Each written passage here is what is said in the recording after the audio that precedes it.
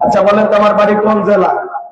গাইবান্ধা। গরিব এলাকায় বাড়ি, তো এই জন্য আমার জেলার নামটা নিতে আপনাদের কষ্ট হচ্ছে। একটু জোরে বলেন আমার বাড়ি কোথায়? গাইবান্ধা। আমি আসছি কোন জেলায়? কুড়িগ্রাম জেলায়।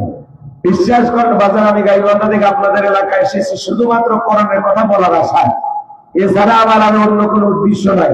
আর গাইবান্ধা থেকে কুড়িগ্রামের কষা কাটা রাজনীতি করে আমার কোনো লাভ আছে?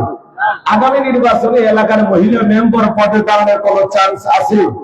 তাহলে আমি কেন এখানে রাজনীতি করবো? যদি করাই লাগে নিজের জেলা গাইবান্ধাই করবো। কথা বলে ঠিক কিনা? এই জন্য আপনার টেনশন মুক্ত থাকবেন। আমি আপনাদের কথার সাথে একমত।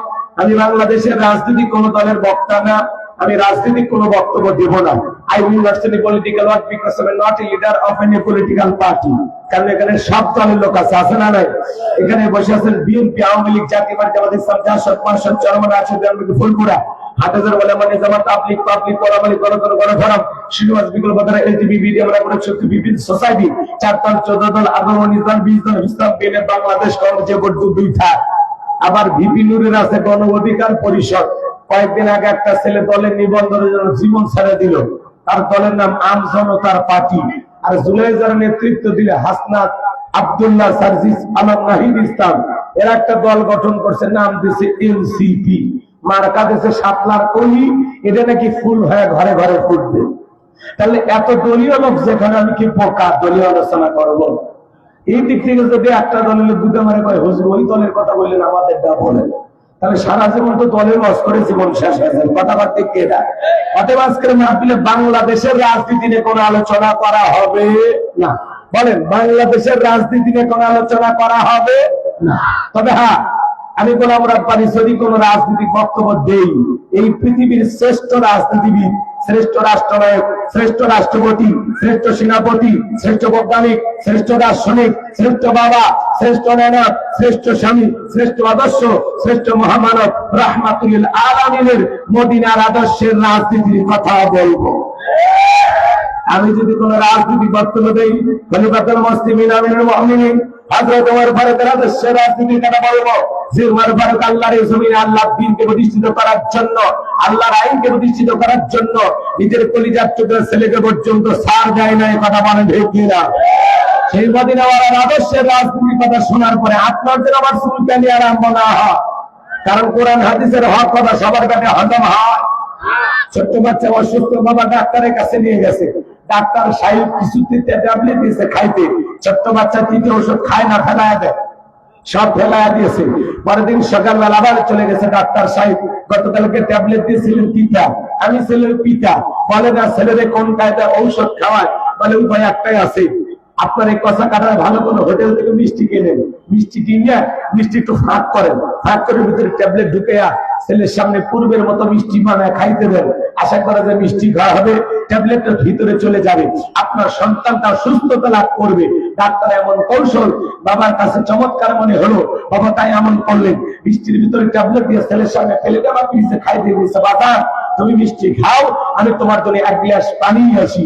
এইবার বাবা পানি নিয়ে এসে প্লেটের মিষ্টি খাওয়া শেষ, মনে মনে কয়েকবার সুবহানাল্লাহ আলহামদুলিল্লাহ করে জিজ্ঞাসা করে, বাজান মিষ্টি খাইছো? ছেলে উত্তর দিয়ে বলে, আপা মিষ্টি খাইছি ঠিকই, কিন্তু মিষ্টির ভিতরে যে বিসি ছিল ওইটা খাই নাই। আজকে সমাজের বাস্তবতা তাই বলে হতে কোনো সমস্যা নাই। আমরা যখন বলি তিবিয়ান আল্লি কল্লি শাহী, মানব জীবন পরিচালনা করার জন্য রান্নাঘর থেকে পার্লামেন্ট পর্যন্ত যত নিয়ম নীতি দরকার দিয়েছেন বিশ্ব সরকার, তখন এক শ্রেণীর মুসলমানের কাছে এই কোরআন হাদিসের হক কথা, এই ট্যাবলেট পার্কে আলোচনা সহ্য হয় না। কথা মানে ঠিক না? মনে রাখবেন, আপনার জন্য কেউ জায়গা ছেড়ে দেবে না, নিজের জায়গা নিজেকে তৈরি করে নেওয়া লাগবে। এই পৃথিবীর জমিনে অসংখ্য নবীরা চলে যাওয়ার কাজ করেছেন, তাদের দাওয়াতের কাজেও কাফের বানানা বাধার পাঁচিল তৈরি করে দিয়েছিলেন। এরপরে আল্লাহর পয়গম্বররা শত বাধার পাঁচিলকে ভেঙে আল্লাহর জমিনে আল্লাহর পথে মানুষকে দাওয়াত দিয়েছেন। কথা মানে ঠিক না? আপনার আমার প্রিয় নবী কালিমার দাওয়াতের দিকে কোরআনের প্রচার করতে গিয়ে মার খেয়েছেন, রক্ত জড়িয়েছেন, ডান ডান মোবারক শহীদ হয়ে গেছেন। সাহাবায়ে কেরাম দ্বীনকে প্রতিষ্ঠিত করতে গিয়ে মার খেয়েছেন, রক্ত জড়িয়েছেন, জীবন দিয়েছেন।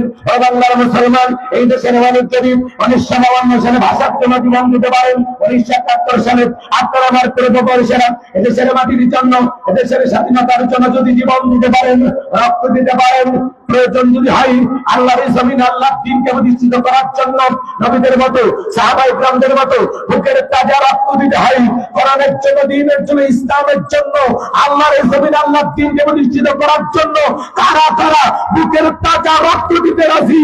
দুই হাত তুলে আল্লাহকে দেখান, দুই হাত তুলে আল্লাহকে দেখান। লিল্লাহি তাকবীর। হাত সোজা করেন, টান টান করে হাত তোলেন। ওই যে মাঝে মাঝে হাত দেখা দেখা যায়, দুই হাত সোজা করায় সত্যি না? আপনি পুরুষ মানুষ, 2-3 ভিটামিন ক্যালসিয়াম মাঝে মাঝে কিনে খাবেন, একেবারে দুর্বল হলে চলতে পারবেন না। সোজা করে, সোজা করে।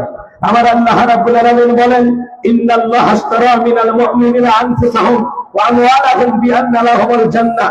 সূরা তাওবার 111 নম্বর আয়াতে আল্লাহ রাব্বুল আলামিন জানিয়ে দিলেন, নিশ্চয় মুমিন বান্দাদের জান মাল আমি আল্লাহ ক্রয় করে নিয়েছি, বিনিময়ে দেব জান্নাত। বলুন সুবহানাল্লাহ। তাহলে বলেন তো আপনার আমার জীবনের মালিক কে? এই কুড়িগ্রামের যুবকেরা ভালো করে বলো তো, জীবনের মালিক কে? প্রেম করবার প্রেমিকাকে পার্কে নিয়ে যা ডায়লগ দিবা, এই জীবন তোমার, তুমি শুধু আমার, হলে হাইব্রিড যুবক। এই জীবনের মালিক কে? আপনার আমার সম্পদের মালিক কে? আল্লাহর দেয়া জীবন, আল্লাহর দেয়া সম্পদ, আল্লাহর পথে খরচ করতে রাজি আছেন তো মুসলমান? রাজি আছেন তো ইনশাআল্লাহ? রাজি আছেন তো ইনশাআল্লাহ? ডান হাত নামান, শুধু ডান হাত তুলে রাখেন, শুধু ডান হাত। আল্লাহ রাব্বুল আলামিন বলেন, ইল্লা আসহাবাল ইয়ামিন ফি জান্নাতিন ইয়াতাসাআলুন। ডানপন্থী যারা জান্নাতের বাগানে থাকবে তারা, ডানপন্থী যারা আল্লাহর প্রিয় তারা বলুন আল্লাহু আকবার। কোনো কথা হবে না। কিছুক্ষণ আগে বললেন হুজুর জীবন দিতে রাজি, রক্ত দিতে রাজি। আপাতত জীবন রক্ত দিতে কোনোটাই দিতে হবে না। ডান হাতটা পকেটের ভেতর দুটো দিয়া যে যা পারেন, যতটুকু পারেন আল্লাহর ঘরে মসজিদের জন্য প্রাণ ধরে দান করবেন। সোজা ডান হাত পকেটে দেন, আমিও দিচ্ছি।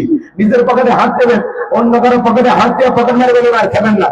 সবাই পকেটে হাত দেন। স্বেচ্ছাসেবক যারা আছো, মসজিদ কমিটি যাদেরকে দায়িত্ব দেওয়া আছে, ব্যাগ নিয়ে, রুমাল নিয়ে, চাদর নিয়ে, যার কাছে যা আছে তাই নিয়ে মাঠে যাবো, খেলা হবে।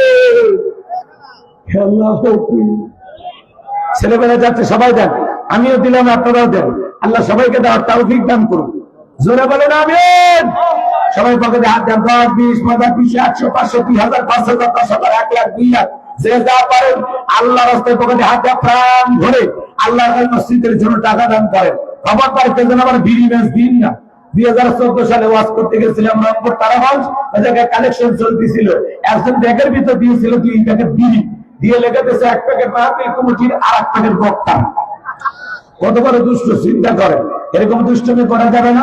সবাই পকেটে হাতে আল্লাহ রাস্তায় টাকা দেন। আমার হাতে 500 টাকা, 1000 টাকা, 2, 4, 5, 10 হাজার যারা দেবেন, মুসাফিরের হাতে দেবেন, তাড়াতাড়ি দেন। সময় কম, আমি আলোচনায় চলে যাব, কষ্ট দিব না। মহিলা প্যান্ডেল আসেনি? আছে? মা বোনদের বসার ব্যবস্থা করছেন? আমার মা বোন যারা বসে আছেন, আমি জানি না কুড়িগ্রামের মা বোনদের হাতে রান্না যেমন ভালো, মনটা তার সাথে বেশি ভালো। আল্লাহ আমার মা বোনদেরকে দান করে, তৌফিক দান করুন। যারা বলেন আমিন। যাদের মনে হয় ফাতিমা খাদিজার মতো মন, তারা অবশ্যই দান করবে। আল্লাহ আমার মা বোনদেরকে বেশি করে দান করা, তৌফিক দান করেন। যারা বলেন আমিন। ভাই আমার হাতে দেওয়ার মতো যারা আছেন তাড়াতাড়ি দেন, তাড়াতাড়ি দেন। সময় কম, আলোচনায় চলে যাবে। সভাপতি, প্রধান অতিথি, গণ্যমান্য ব্যক্তিবর্গ যারা আছেন, এলাকার শ্রদ্ধাভাজন ব্যক্তিত্ব, হাজি সাহেব, ব্যবসায়ী ভাইয়েরা, তাড়াতাড়ি করে আসেন। আমার হাতে 500 টাকা, 1000 টাকা যারা দেবেন তাড়াতাড়ি করে আসেন। সময় কম, আলোচনায় চলে যাবে। আসেন, কেউ দেবেন তাড়াতাড়ি আসেন। 500 টাকা, 1000 টাকা আসেন, নিয়ে আসেন। আমি দোয়া করব আল্লাহ যেন তার রাসূলের সাথে একই জান্নাতে আপনাকে কবুল করেন। যারা বলেন আমিন। নবীর সাথে জান্নাতে যাওয়ার আশায় মুসাফিরের দোয়া নেবেন, কে আসেন? তাড়াতাড়ি আসেন। জিকির করে লা ইলাহা, জোরে লা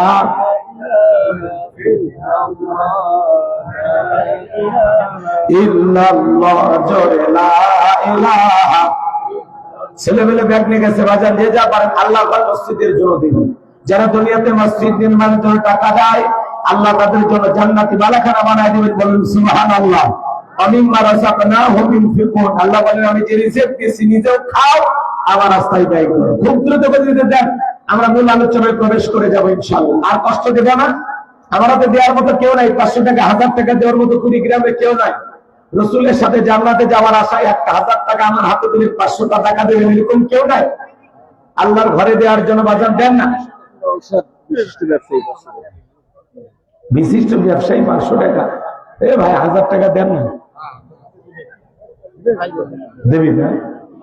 নওশাদ ভাই একটা 1000 টাকা দেন না, তাকবীর দেই গো, লিল্লাহি তাকবীর। বিশিষ্ট ব্যবসায়ী আমাদের নওশাদ ভাই তারপরে দেওয়া করে কেমনে গাড়ি নাম ভাই যায় নগদে 1000 টাকা করে মারহাবা বিল্লাহি তাকবীর। সাবেক চেয়ারম্যান আকমল হোসেন 1000 টাকা করে মারহাবা। চেয়ারম্যান মানুষ হিসেবে দাম যায় আর আলাদা দেবে, ঠিক আছে। আমাদের চেয়ারম্যান মহোদয় উনি 1000 টাকা দিয়েছেন, আল্লাহ কবুল করুন। জোরে বলেন আমিন। বিল্লাহি তাকবীর। শফিকুল ইসলাম 500 টাকা জোরে মারহাবা। বিল্লাহি তাকবীর। মেম্বার পদপ্রার্থী শফিকুল ইসলাম ভাই 500 টাকা, আল্লাহ কবুল করেন। জোরে বলেন আমিন। এই মহিলা প্যান্ডেল ঠিকই আছে, চেয়ারম্যান যদি 1000 দেয় মেম্বার তো 500 দিবি, তাই না? তারপরে এখন যখন মেম্বার হয়নি সাবেক চেয়ারম্যান, মেম্বার তো কেবল ইচ্ছে করতেছে। হ্যাঁ এই মেম্বার ভাই আর একটু দেন তো, 1000 দেন তো, নাহলে চেয়ারম্যানের ওপর উঠতেছেন 1100 দেন। হ্যাঁ দেন, আর 600 টাকা দেন। বিল্লাহি তাকবীর। কিচ্ছু কিছু কর আলহামদুলিল্লাহ। কে? শফিকুল ইসলাম মেম্বার। আরে আরে 100 টাকা দেওয়া লাগবে, দিয়ে চেয়ারম্যানের উপর দেওয়া লাগবে। হ্যাঁ বোঝেনি, বলি 50 টাকা বড় ভাই হয়। বড় ভাই ওভারটেক করবি না, দুর্ঘটনা করতে পারে না। আপনার উপরে দিলে 1100 টাকা দিলে আপনার উপরে যাচ্ছে না। ঠিক আছে মেম্বার ভাই, দেখেন চেয়ারম্যানের প্রতি কত সম্মান, তাই না? উনি বলতেছেন না ভাই উপরে দেওয়া যাবে না। আলহামদুলিল্লাহ আমার এই শফিকুল ভাইকে আল্লাহ যেন মেম্বার হিসেবে কবুল করে। সহজ সরল মানুষ তো আল্লাহ যেন কবুল করে। জোরে বলেন আমিন।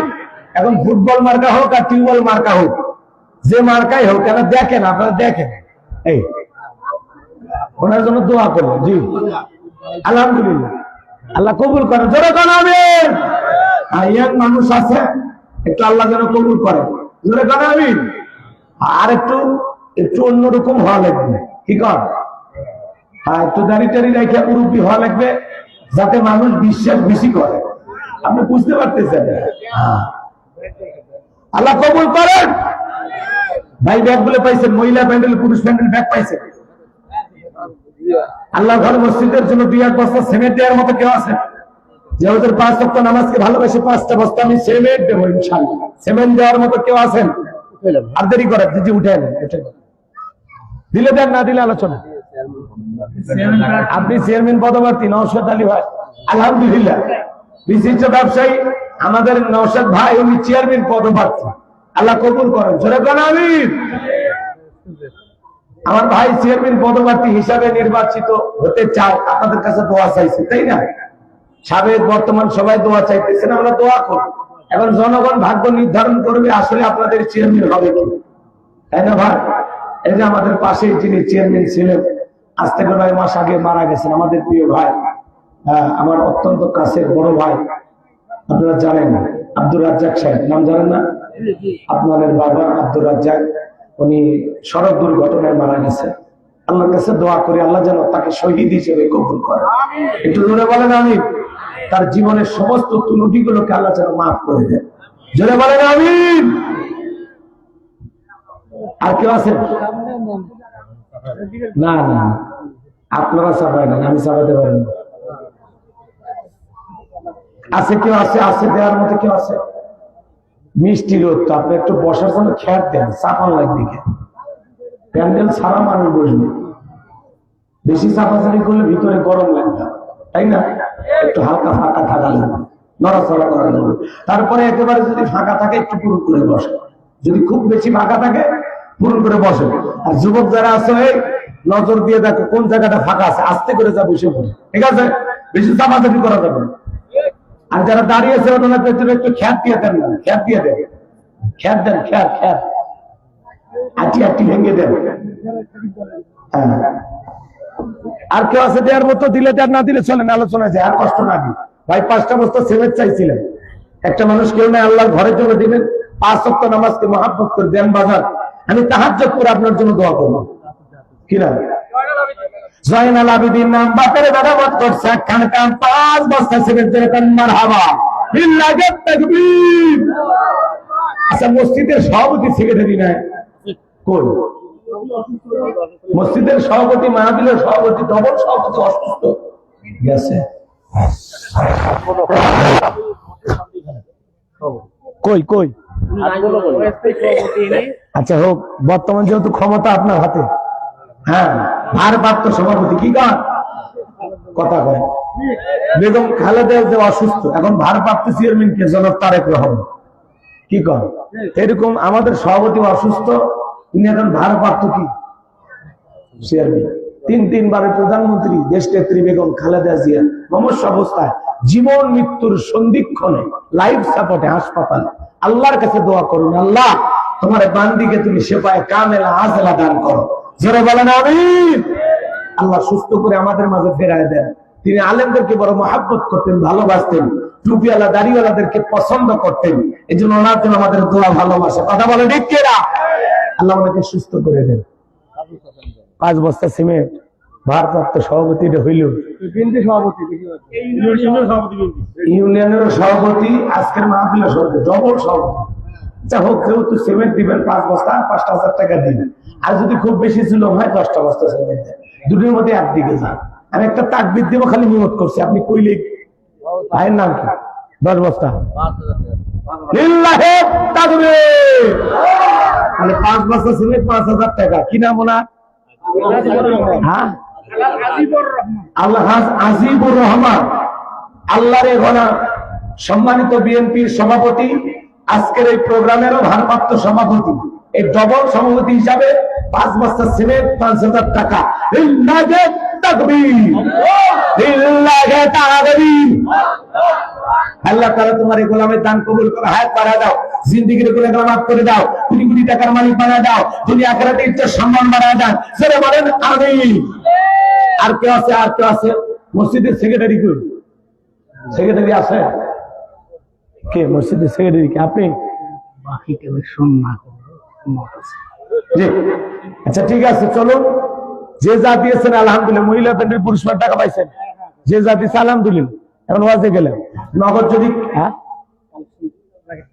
গামছা দিচ্ছি আলহামদুলিল্লাহ। চলো আমরা এখন আলোচনা শুরু করি ভাই। এবার চলেন আমরা ডাইরেক্ট ওয়াজে যাই। যা হয়েছে আলহামদুলিল্লাহ, কমিটির ভাইরা আমার খুবই ভালো। চতুর বাকি খুব বেশি দরকার নাই, বলে বাকি তুলতে তুলতে স্যান্ডেল খায় না। হ্যাঁ আছে তো এরকম। আমার এক ওয়াজে একজন করছে, হুজুর আমি বললাম ভাই 100 বস্তা সিমেন্ট মসজিদের জন্য কে দেবে?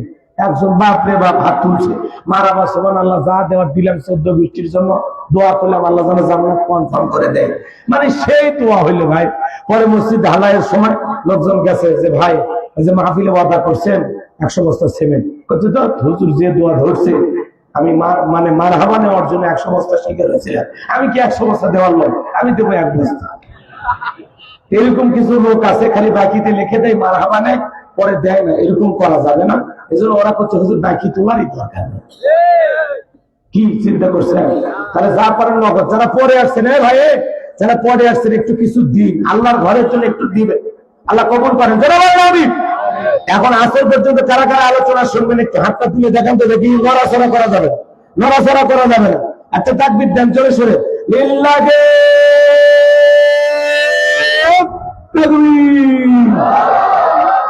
আমি আছি যতক্ষণ, থাকবেন না আমার সাথে? রাজি আছেন তো? আচ্ছা হাতে এরকম মুষ্টি বাগান তো ভাই ছেড়ে দেন, মুষ্টি বাগান ছেড়ে দেন। মাশাআল্লাহ, ছোটখাটো ব্যায়াম হইল। একটু হাত নামান, নামাইছেন। আমি কথা বলবো পবিত্র কোরআনুল কারীমের 31 নম্বর সূরা। সূরাটির নাম হলো লোকমান। সূরা বলেন কিনা? কথা বলা লাগবে। আমি করবো আওয়াজ, আপনারা দেবেন আওয়াজ, জবাব দেবেন ঠিক ঠিক। আলোচনা হবে কমপ্লিট। শ্রোতাদের স্পিডে বারে বক্তার হিট, আলোচনা হবে জায়গা মতো হিট। আগে বলতাম কিছু আজ প্যান্ডেলে, কিছু আজ অ্যাঙ্গেলে, এখন আর অ্যাঙ্গেলে না, যা বলবো সব বাইরে। গরম প্যান্ডেল অ্যাঙ্গেলে বলার দিন শেষ, ডাইরেক্ট বলার বাংলাদেশ। কথা বলা ঠিক কিনা? আর ভয় আছে? যারা বলেন ভয় আছে, ভয় নেই, নির্ভয়ে কথা হবে কোরআন এবং সুন্নাহর আলোকে। সূরার নাম লোকমান। আরো জোরে জোরে বলো না, উঠে যাবে। 16 বছর মিছিল করতে পারেননি, সামনে 16 বছরের কাজ আদায় করা লাগবে। একটু অভ্যাস করে নেয়। রাগ করতেছেন না? আচ্ছা, লোকমান নামে দুই একজন এই জায়গায় থাকতে পারে কিনা বলেন?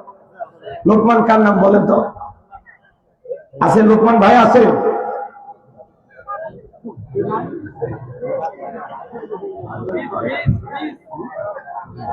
ও লোকমান নামে কেউ নাই?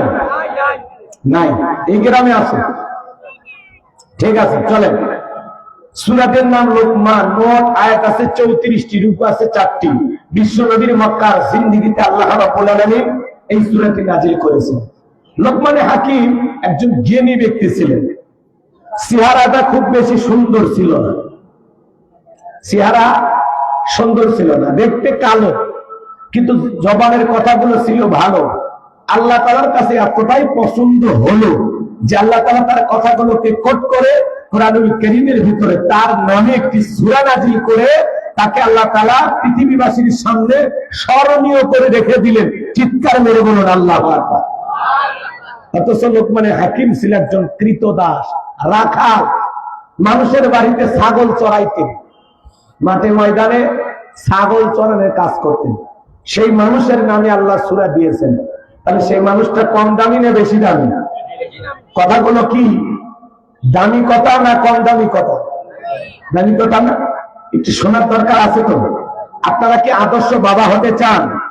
জবাব দেয়া লাগে। আদর্শ বাবা হতে চান? সন্তানদেরকে আদর্শ মানুষ হিসেবে গড়ে তুলতে চান? মনে রাখবেন, ছাগলের পেট থেকে জন্ম নিলে ওটা ছাগলের বাচ্চা, গরুর পেট থেকে জন্ম নিলে ওটা গরুর বাচ্চা, মানুষের পেট থেকে জন্ম নিলে ওটা মানুষের বাচ্চা হয় না। ওকে মানুষের মতো মানুষ হিসেবে তৈরি করা লাগে। স্কুল মাদ্রাসায় ছাত্র বা ছাত্রী দিয়ে বাবা মা কি বলে যে স্যার বা হুজুর আমার ছেলেটারে মানুষ বানাবেন, কি কয় না? কয় না? তার মানে ছেলেটা এখনো মানুষ হয়নি, তাকে মানুষের মতো মানুষ হিসেবে গড়ে তোলা লাগে। ভাই কথা বললেন না আশেপাশে? তাহলে সূরার নাম লোকমান, মনে থাকবে তো ইনশাআল্লাহ। আজকে আমরা সূরা লোকমান থেকে আলোচনা করবো। জবান ছেড়ে সবাই একটু মহাব্বতে আমার সঙ্গে তেলাওয়াত করুন।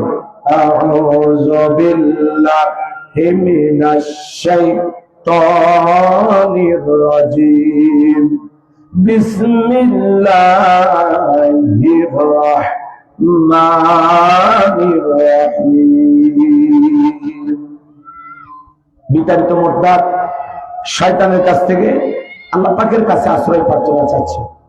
পরম করুণাময় দয়ালু আল্লাহ তাআলার নামে শুরু করছি। আমরা যে কোনো কাজ শুরু করবো কার নামে? আল্লাহর নামে কাজ শুরু করলে সে কাজের ভিতরে বরকত আছে না নাই?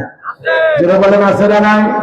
সম্মানিত ভাইরা আমার, এই লোকমানে হাকিম তার ঘটনা বা কাহিনী যদি আমি বলতে চাই 2-3 ঘন্টা চলে যাবে, আলোচনা শেষ হবে না, এত লম্বা ঘটনা। সম্মানিত ভাইরা আমার, এই লোকমানে হাকিম একজন কৃতদাস রাখাল ছিল। সেই মানুষটাকে আল্লাহ তাআলা এত সম্মানিত কেন করলো? যার চেহারাটা ছিল কালো, ঠোঁটগুলো ছিল মোটা, খুব বেশি লম্বা মানুষ ছিলেন না, খাটো মানুষ ছিলেন না, ছিলেন কোন নবী, না ছিলেন কোন রাসূল, জমিনের একজন সাধারণ বান্দা। সেই বান্দার কথাগুলোকে আল্লাহ তাআলা হট করে কোরআনুল কারীমের ভিতরে তাকে স্মরণীয় করে রেখে দিলেন।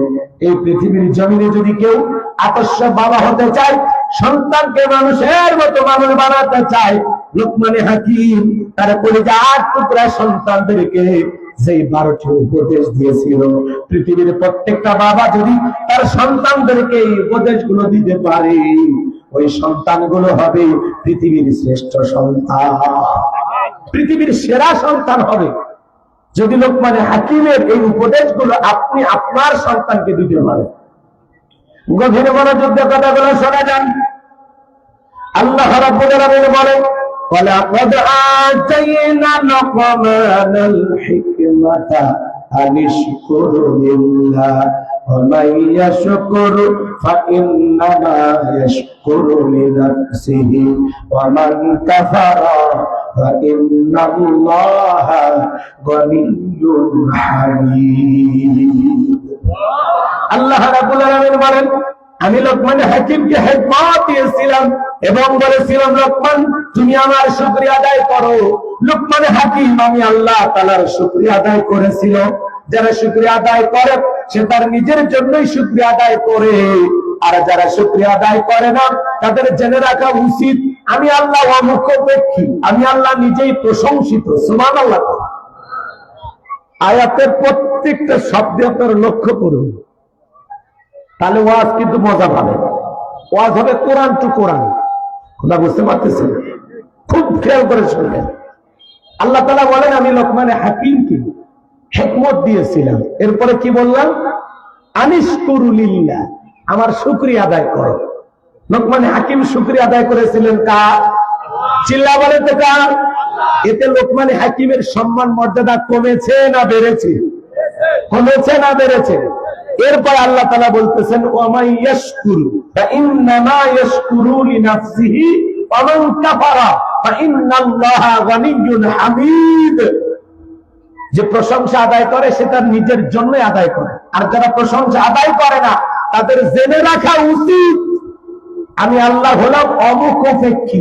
আল্লাহুস সামাদ, তিনি কারো মুখাপেক্ষী নন। আমরা সবাই তার মুখাপেক্ষী, কিন্তু তিনি কারো মুখাপেক্ষী নন। সর্বশেষ আল্লাহ কি বলেন? আল্লাহু গানিয়্যুন হামিদ, আমি আল্লাহ নিজেই প্রশংসিত। তোমাদের প্রশংসার জন্য আমার দিন থেকে থাকে না। আপনি প্রশংসা আদায় করলে আপনার লাভ, আল্লাহর কোনো লাভ নাই। প্রশংসা আদায় না করলে আপনার লস, আল্লাহর কোনো লস নাই। তাম পৃথিবীর মানুষগুলো যদি একত্রিত হয়ে আল্লাহকে আল্লাহ বলে ডাক দেয়, আমার আল্লাহর সম্মান মর্যাদা বাড়ে না। আবার তাম পৃথিবীর মানুষগুলো যদি একত্রিত হয়ে সিদ্ধান্ত নেয় আমরা আল্লাহকে আল্লাহ বলে ডাক দেব না, এতে আল্লাহর সম্মান মর্যাদা কমে না। আপনি ডাকলেও আমার আল্লাহ আল্লাহ, না ডাকলেও আমার আল্লাহ আল্লাহ। 5 বছর পরে ভোট দিয়ে নির্বাচন করে আল্লাহ হয় না। কথা ক্লিয়ার? তাহলে প্রশংসা আদায় করলে কার লাভ? আবার কয় আল্লাহর লাভ। মানে প্রশংসা আদায় করলে আমার লাভ। কার লাভ? বলেন আমার লাভ। কার লাভ? আর প্রশংসা আদায় না করলে আমার লস। কার লস? লাভ লস যা বান্দা, লস ক্ষতি আল্লাহর নাই। আল্লাহর কোন লস আছে? ক্ষতি আছে? লাভ লস যা সব বান্দার। কথা কি ক্লিয়ার? বুঝতে পারছেন? আয়াতটা বুঝবেন। তাহলে শুকরিয়া আদায় করলে বান্দার লাভ, শুকরিয়া আদায় না করলে বান্দার লস। এখন কথা হলো কেন শুকরিয়া আদায় করবেন না? কেন শুকরিয়া আদায় করবেন না? আল্লাহ কি দেয়নি আপনার? আপনার পা থেকে মাথা পর্যন্ত কোটি কোটি টাকার নিয়ামত দিয়েছেন কি? জোরে বলেন কে? আমার ভাইয়েরা, মায়ের পেট থেকে যখন দুনিয়ার জমিনে আপনি এসেছিলেন শরীরের মধ্যে কোনো কাপড় ছিল না, উলঙ্গ করে আল্লাহ পৃথিবীর জমিনে আপনাকে আমাকে পাঠিয়েছেন। এখন যে শরীরটা ঢেকে আছেন, এই যে পোশাক পরে আছেন, এই পোশাক দিয়েছেন কে? আপনি মায়ের পেট থেকে যখন ভূমিষ্ঠ হয়েছেন জায়গা জমির দলিল নিয়ে আসেন নাই। এখন আপনি কয়েক বিঘে জমির মালিক কে বানাইছে? আপনি দুনিয়ার জমিনে ভূমিষ্ঠ হওয়ার সময় টাকার বালতি নিয়ে আসেন নাই। আজকে লক্ষ লক্ষ টাকা আপনার বাক্সে ব্যাংকে কে দিয়েছে? কে?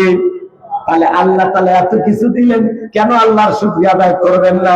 হন না আপনি রিকশা চালক, ভ্যান চালক, মাঠে কাজ করেন, তাতে কি? আলহামদুলিল্লাহ, আল্লাহ আমাকে ছোটখাটো একটা বাজারে দোকান দেওয়ার তৌফিক দিয়েছে, আলহামদুলিল্লাহ। আমি ছোটখাটো একটা দোকান আমার কচাকাটা আছে, আলহামদুলিল্লাহ। এলাকায় আমি কিছু ব্যবসায়ী হিসাবে, মৎস্যজীবী হিসাবে কৃষি ক্ষেত্রে কাজ করি, আলহামদুলিল্লাহ। আপনি বিদেশে যান, প্রবাসী একজন ভাই, আলহামদুলিল্লাহ। আপনি নিজের অবস্থানে থেকে শুকরিয়া আদায় করবেন। আপনার অবস্থানে যাওয়ার জন্য অনেকে স্বপ্ন দেখে। কথা বোঝেন? আপনার দোকান আছে, আপনি প্রবাসী, আপনার সম্পদ আছে, আপনার এই অবস্থানে আসার জন্য অনেকে কি করে? স্বপ্ন দেখে। আর আপনি নিজের অবস্থানে থেকে খুশি না। কেন খুশি না? আল্লাহর শুকরিয়া আদায় করতে হবে। আল্লাহ যতটুকু দিয়েছেন ততটুকু আল্লাহর শুকরিয়া আদায় করতে হবে। কথা বলেন না কেন? আল্লাহ এত দেওয়ার পরে আমাদেরকে যদি বলা হয় ভাই অবস্থা কেমন, কি খবর, কেমন আছে?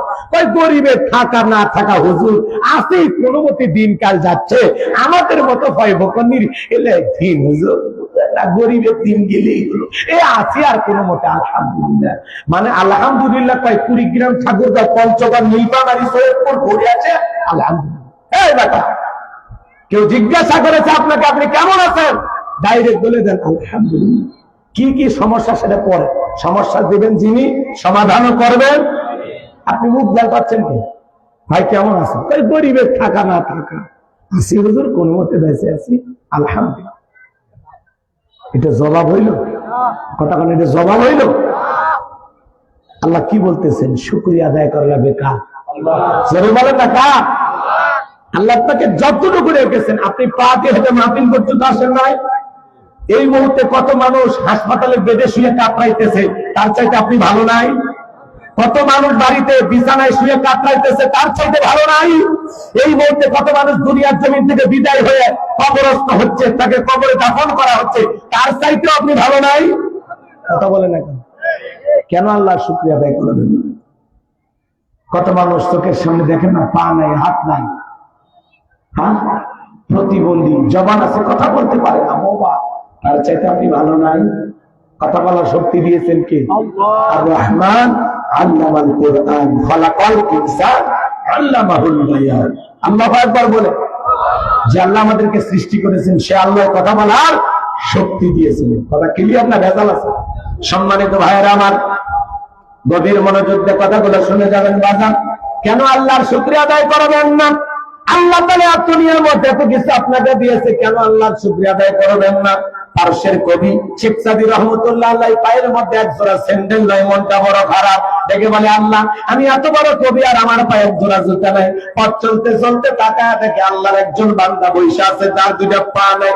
চোখের পানি ছেড়ে দিয়ে কাঁদলেন আর সিজদায় লুটিয়ে পড়ে দেখে বলে আল্লাহ এই জমিনে তোমার এমন বান্দা আছে যার দুইটা পা নাই, তার চাইতে তো আমারে ভালো রাখছো। শুকরিয়া আদায় করলেন। কেন আল্লাহর শুকরিয়া আদায় করবেন না বাজান? এটা আপনাদের কুড়িগ্রামে এক জেলায় পাস করতে আসছিলাম বাজান। আমার আগে অন্ধ হাফেজ সাহেব আলোচনা করেছেন, আমরা একসাথে খাওয়া দাওয়া করতেছিলাম, হঠাৎ করে বিদ্যুৎটা চলে গেল। আমার হাত ধরে চোখের পানি ছেড়ে দিয়ে কাঁদে আর বলে হুজুর বিদ্যুৎ নাই, আপনি অস্থির হয়ে গেছেন। আজ 52 বছর হয়ে গেল আমার চোখে কোনো আলো নাই। হুজুর আমার মাটা কেমন আমি জানি না, বাবা দেখতে কেমন আমি জানি না, বাবা বড় হওয়ার পরে বিয়েটা করাইছে, বউটা দেখতে কেমন আমি জানি না। আল্লাহ আমাকে অনেকগুলো সন্তান দিয়েছে, ছেলেগুলো দেখতে কেমন, মেয়েগুলো দেখতে কেমন আমি জানি না। আল্লাহর আসমান দেখতে কেমন জানি না, জমিন কেমন দেখতে জানি না। হুজুর আমি মন খারাপ করি নাই। আল্লাহ যেদিন কিয়ামতের ময়দানে আমার চোখের আলো ফেরায় দেবে, সেই দিন যেন চোখের আলো পাইয়া আমি সর্বপ্রথম আমার মালিক আল্লাহকে দেখতে পাই। একটা অন্ধ ব্যক্তির সান্ত্বনাটা কোথায়? অন্ধ মানুষ কোরআনের হাফেজ হয় আর চোখ থাকার পরে আমরা কোরআন দেখেও পড়তে পারি না। কথা কয় কিন্তু এই চোখ দিয়ে নাটক ঠিকই দেখেন, সিনেমা ঠিকই দেখেন, কথা বলেন, অথচ চোখের হাওয়া কাদায় করলেন না, আল্লাহর কোরআনটা আপনি পড়তে পারেন না। কত বড় কপাল পোড়া! আল্লাহ এত ভালো রাখছে, এত কিছু দিয়েছে, কেন আল্লাহর শুকরিয়া আদায় করতেছেন না? কত মানুষ রেল স্টেশনে ঘুমায়, ফুটপাতে ঘুমায়, বাড়ি নাই, ঘর নাই, জায়গা বা আল্লাহ তার চাইতে কি ভালো রাখে নাই? কত মানুষ রাস্তাঘাটে ভিক্ষা করে, আল্লাহ চাইলে ওই ভিক্ষুককে আপনাকে আমাকে বানাইতে পারত না। কত মানুষ তৃতীয় লিঙ্গের মানুষ, আল্লাহ চাইলে নারীও না পুরুষও না, আপনাকে আমাকে হিজড়া বানাইতো। কথা কয় না গো? কি হিজড়া আসমানের থেকে পড়ে না মায়ের পেট থেকে বের হয়? আল্লাহ চাইলে কি আমাদের আপনাদেরকে হিজড়া বানাইতে পারত না? হ্যাঁ, আল্লাহ হিজড়া না বানাইয়া, অন্ধ না বানাইয়া, বোবা না বানাইয়া, লেংড়া দুলে না বানাইয়া আপনারা যে সুস্থ রাখছে, ভালো রাখছে, তাহলে আল্লাহর শুকরিয়া আদায় করার দরকার আছে না? না কম না বেশি? তাহলে লাভ আছে না লস আছে? আল্লাহ বলেন লা ইন শাকারতুম লাযীদান্নাকুম ওয়া লা ইন কাফারতুম ইন্না আযাবি লাশাদীদ। নিয়ামত পাওয়ার পরে যারা শুকরিয়া আদায় করে আমি আল্লাহ তাদের নিয়ামতগুলোকে বাড়ায় দেই, আর যারা নিয়ামত পাওয়ার পরে না শুকরিয়া আদায় করে আমি আল্লাহ তাদের নিয়ামতগুলোকে ছেনায় নেই। তাদের জন্য রয়েছে কঠোর আযাব এবং শাস্তির ব্যবস্থা। জোরে কোন নাউযুবিল্লাহ। নবী মুসা আলাইহিস সালামের এক উম্মত ডেকে বলে পয়গম্বর আল্লাহ এত সম্পদ দিয়েছে, এই সম্পদের পেরেশানিতে আমার অবস্থা খারাপ, আপনি আল্লাহর কাছে দোয়া করবেন কোন আমল করলে সম্পদ কমে যায়। নবী মুসা আল্লাহর সাথে কথা বললেন তোর পর্বতে। কথার শেষ পর্যায়ে থেকে বলে আল্লাহ আমার এক উম্মত জানতে চায় কোন আমলে সম্পদ কমে যায়। আর আমরা তো খালি আমল শুনি কোনটাতে বাড়বে। কথা বললেন এইবার বাজান আমার গভীর মনোযোগ জায়গাটা শুনে যান। নবী মুসার সাথে উম্মতের দেখা হয়ে গেল, দেখে বলে পয়গম্বর আল্লাহ কি বলেছেন? আল্লাহ দেখে বলেছেন ও পয়গম্বর তুমি তোমার উম্মতকে জানায় দাও সে যেন কম কম আমার শুকরিয়া আদায় করে, তাহলে তার সম্পদ কমে যাবে।